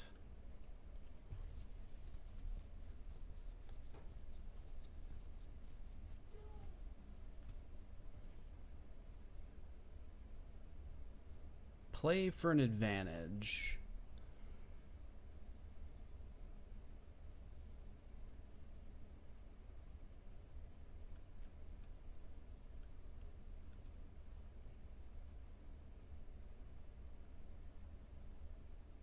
Why doesn't that work? Yeah, but I can then sack the rook and get that. What am I missing? Bishop g6 first.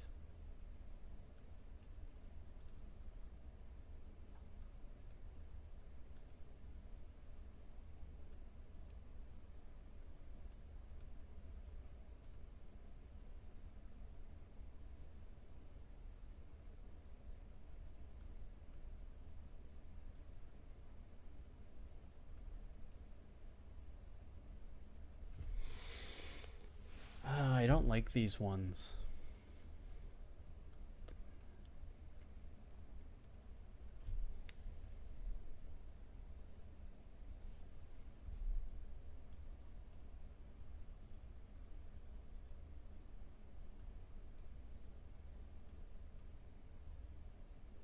Oh, this way.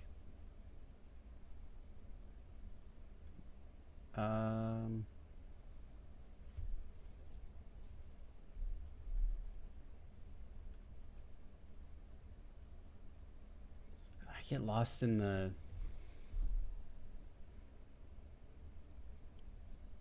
Yeah, these ones confuse me. I can't do the order of operations all the time. I know it's only 3 moves, but there's all these different continuations, and depending on which one it is. So the idea being checkmate here, you have to do something about it. So you win the knight. So now we're up a knight. Queen to e5, stopping taking the pawn, because you can't take back because of check.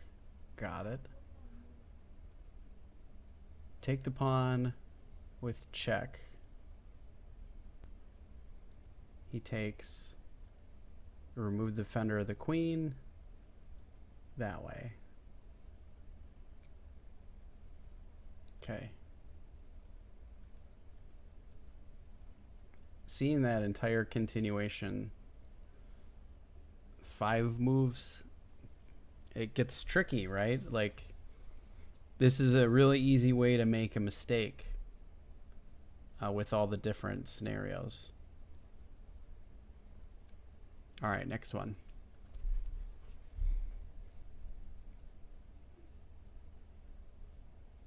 Mate in 2.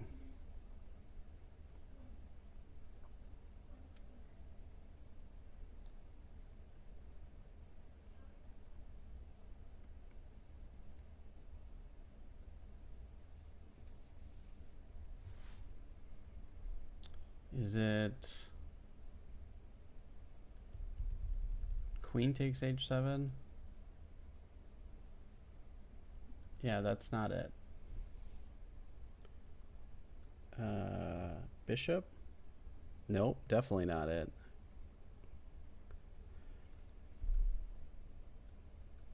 Oh, here.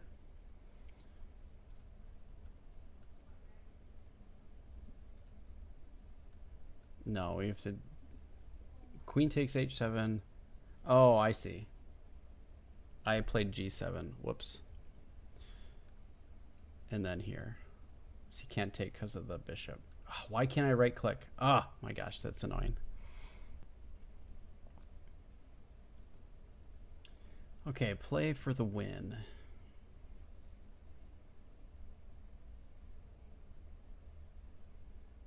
Rook takes f5 check.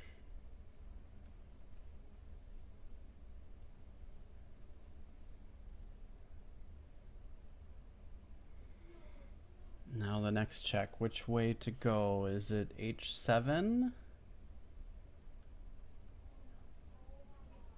It's not h7.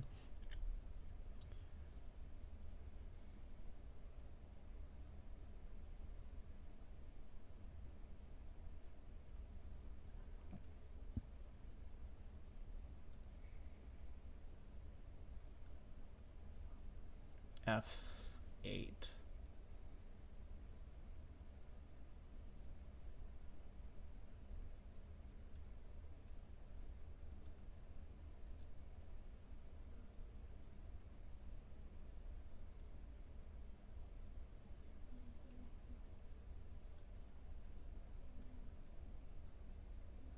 No, we don't want to do that. He can take our queen.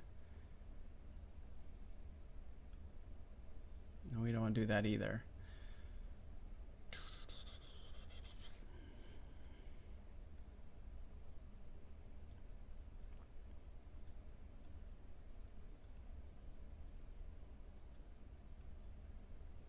There we go.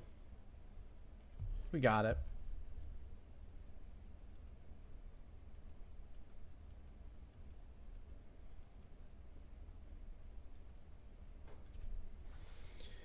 Okay, play for an advantage.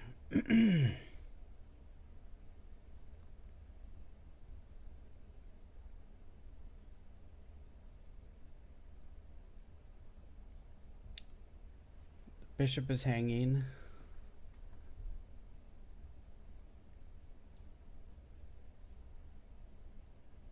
That doesn't work that way. Rook takes bishop. Yeah. So rook takes bishop. Oh no, doesn't like that either.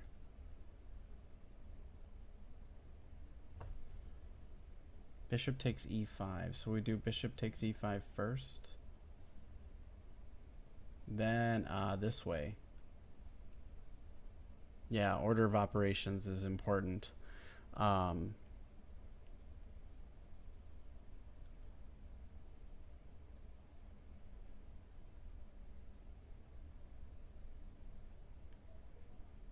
So I want to understand why this didn't work. Oh, because of this. So bishop to, yeah, but why would you take bishop to e5 and not just take the rook? He takes your rook. Oh, the fork. That's why. So this is here. I didn't see this move. That's the issue. Okay, got it. That's the issue. So yeah, some of these things don't populate until you actually play them incorrectly, that's my only gripe with this particular program. But overall, sometimes I have to go back and play through why. I need to understand why it didn't work the way I was thinking it would work. So now that you see that, it's no good. Okay, so yes, order of operations. Bishop takes first, so you don't have to worry about any crazy knight forks, and then you can do it like that. Very good. Okay, next one. All right, mate in 2. I was going to say this feels like a mating net type of attacking situation. You can't take that knight. That square there, it needs to be covered, so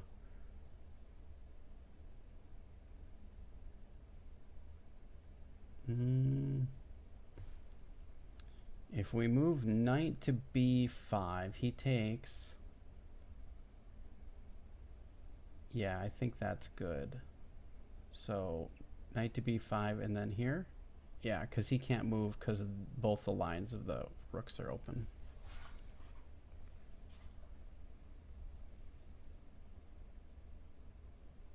Mate in 3.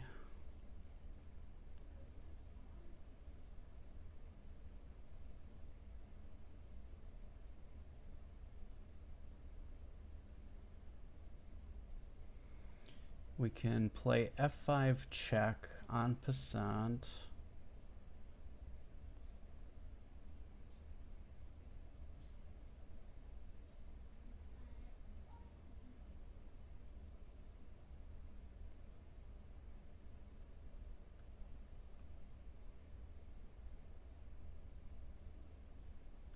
He can't move back, and then here. There we go.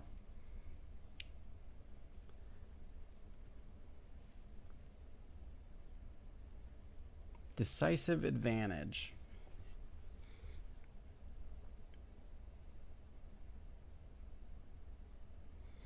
Oh, there's so much going on here. So I see knight to h6 check. I see knight takes bishop check.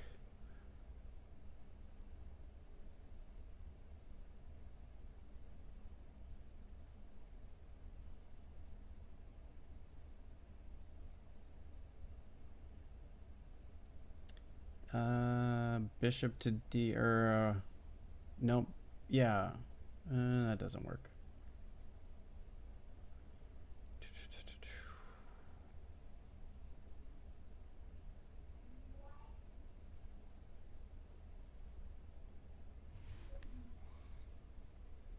Mate's a pretty decisive advantage, yes. It doesn't like that move first.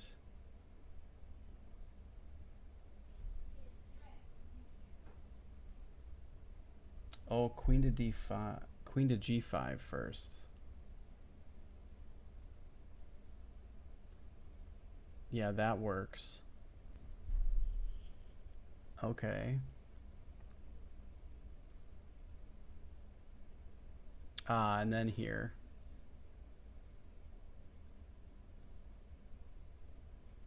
What the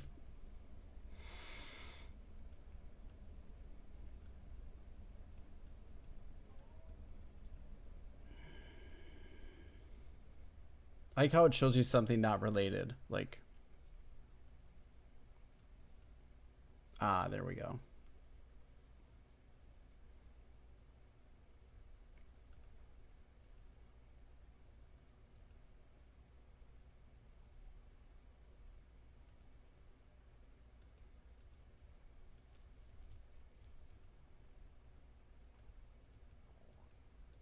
Doesn't like that way. It says it's equal. Yeah, this is obviously a better way. Yep, queen takes f6. Yeah, that's where I get stumbled up is like the order of operations. I wouldn't have found this. I see it now, but that's obviously why I'm studying these, because I'm missing stuff like this when I shouldn't be. All right, next one. Decisive advantage.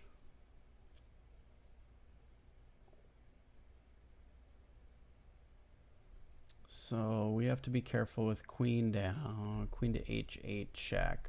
That's a problem. So what are our checks? We've got a a2 check, which you can take with that. That doesn't give us anything.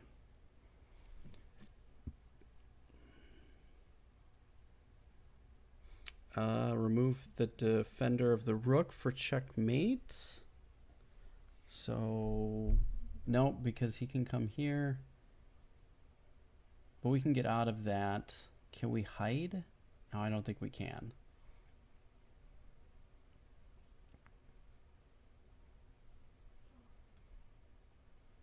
I don't feel like that's the right move.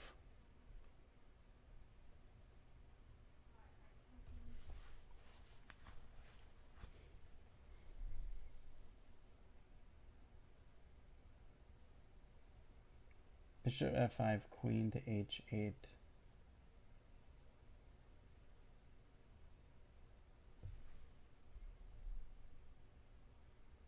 Yeah, I'm not sure. I feel like he. Yeah, I mean, we could try it. Let's see what happens. What? That is totally not what I did. What? Sure, fine. It's all messed up now. Great. Um,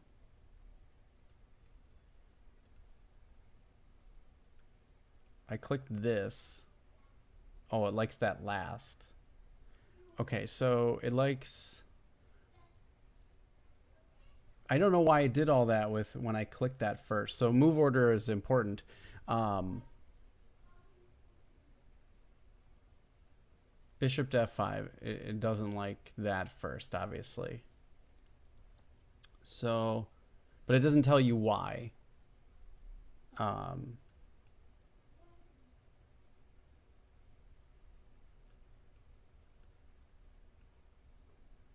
yeah, I see. It just gets it doesn't show me what the problem is with that, and it doesn't automatically. But so it does like rook to b3 first, opening that up, and then. All right. So actually, it shows this.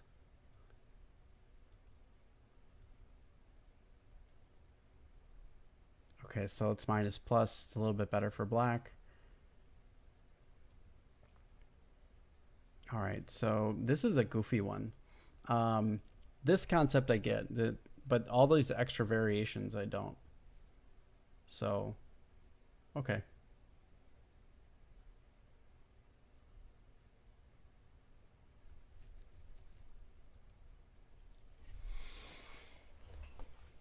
All right, mate in three. Yeah, some of these are like just super easy, and then some of them are like super tricky. All right, so mate in three. Queen takes f7 check. He has to take. Yeah. All right, so this. Wait, why? Where's his bishop? I guess he doesn't have to take yeah, but why I don't want to move. I want to move my bishop here. Why would I don't want to take the knight.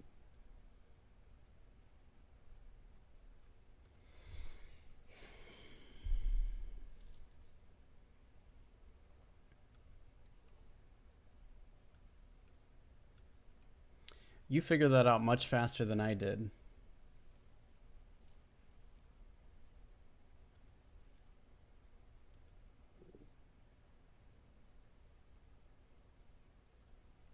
Oh, the king can go back to e8. That's why. Okay, I got you. And that doesn't work because then he stops here. Okay, I get it. These ones are tough. I'm clearly not good with finding these ones where you have the pawn um, move, you know. But he doesn't have to take either. That's where you know, he can do that. He does. It's not checkmate. That's what bothers me. Is there something else I'm missing here? Um, oh, he can just take it. Obviously, I'm dumb. Been working on too many of these. I'm getting tired now. Yeah, yeah. I got it. But clearly, I'm getting. Yeah. Okay. Now I get the concept at this point. Um, but yeah, my mind's getting a little mushy at this point. So now I've gotta. We'll do five. We'll do five more here, and then I think I'm gonna wrap it up. I gotta get my kids to bed. Okay. What do we want? Decisive advantage.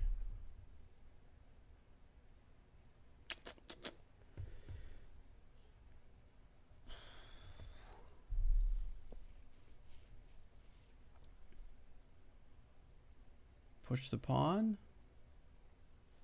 E5 looks kind of nice. Just move the knight. Sure.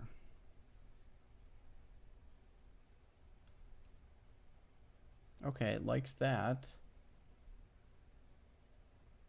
Now what? Fortunately, I don't see the follow-up.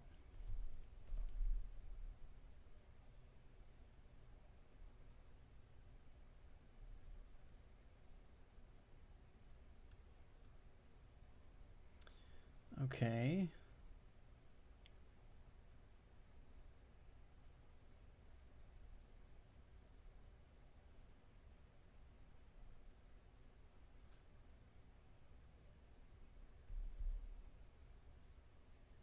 Yeah, I don't understand the next piece is, yeah, I'm kind of drawing a blank on the next moves, right? Like, I see the pin for that pawn against the queen.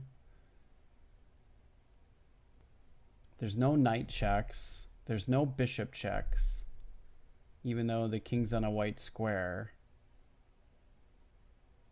Um, Tactically, I'm just missing it. I'm not seeing it. Is it just a matter of having the advantage of being in the camp? No, it doesn't like that. Nope. Okay. Rook takes f6. Yeah, I was considering that, but I don't see that. I don't see the next piece.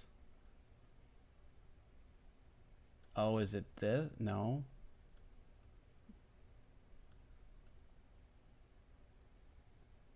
For real? Okay. Um,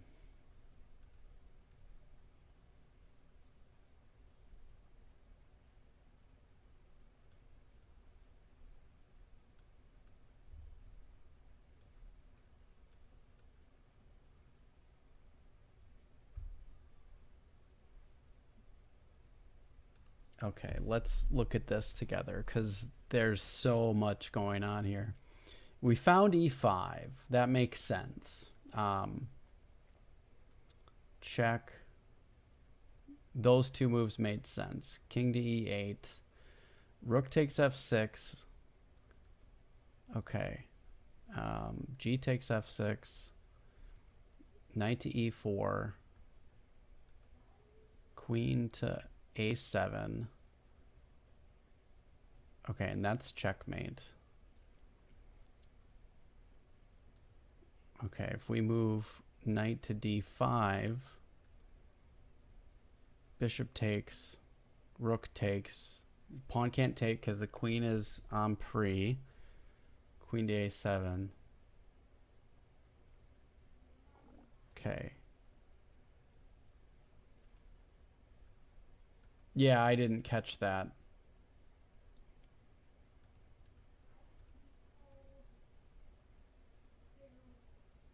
Yeah, yeah, it's some of these are tricky. But I think that's the idea. You're down material, but your advantage is checkmate. So, um, oh yeah, it does. I didn't notice that at first either. Good call. I totally missed that piece as well. That's a great move for black. Wow. To try to figure and find this over the board would is, and it says that this is only a 1400 level, tactic. I feel like this is like much stronger than that, but okay. That's why we're drilling these, right? To get better. Okay, decisive advantage. Bishop to h3 is a first check, but what do you do after that? Actually, bishop to d3 check, queen to h3 after. Bishop d3, yep. If we see that variation, we go here and then checkmate. Still okay, and then still checkmate.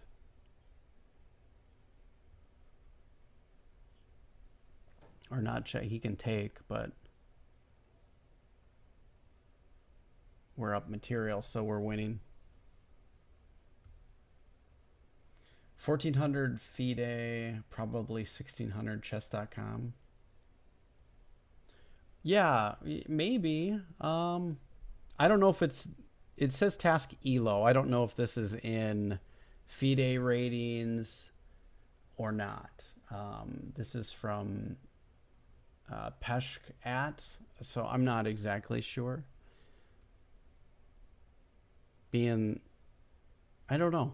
That's a good question. Decisive advantage. Queens can see each other, so there's some. This is an absolute symmetrical position. I believe this is the move. Pretty easy to find. Counterplay would be exactly the same way. Nothing you can do. Mate in 2.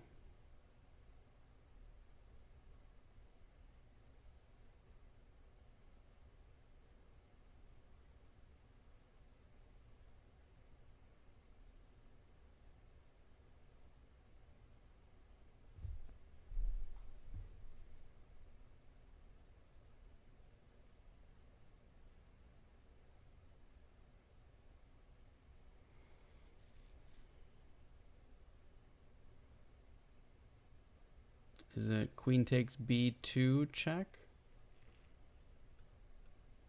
No. Yeah, it's not queen. Yeah, I get that.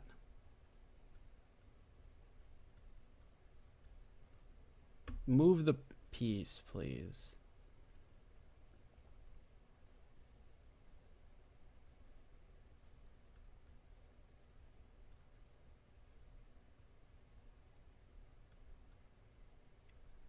Tricky.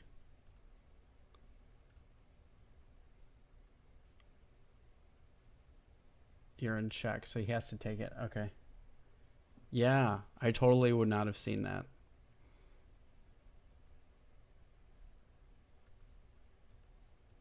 That's a really good one. I like that one. All right, 2 more. Let's take a look here. All right, mate in 3.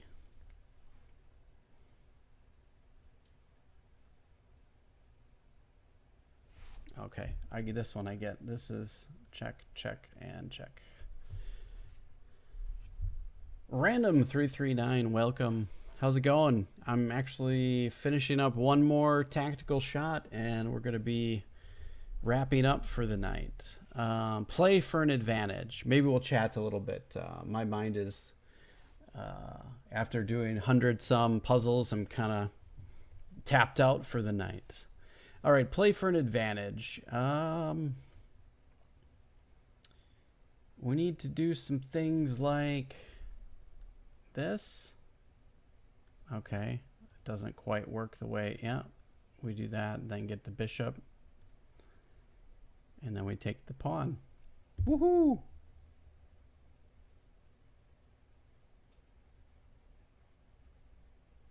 Oh, are you guys? Have you guys? We're hanging out in other streams or something like that.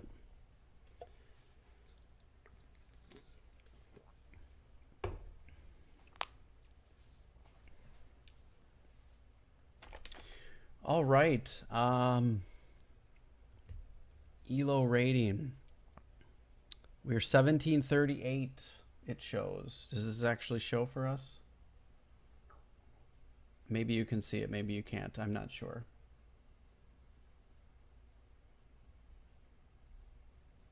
Just making dad jokes without having kids. I like it.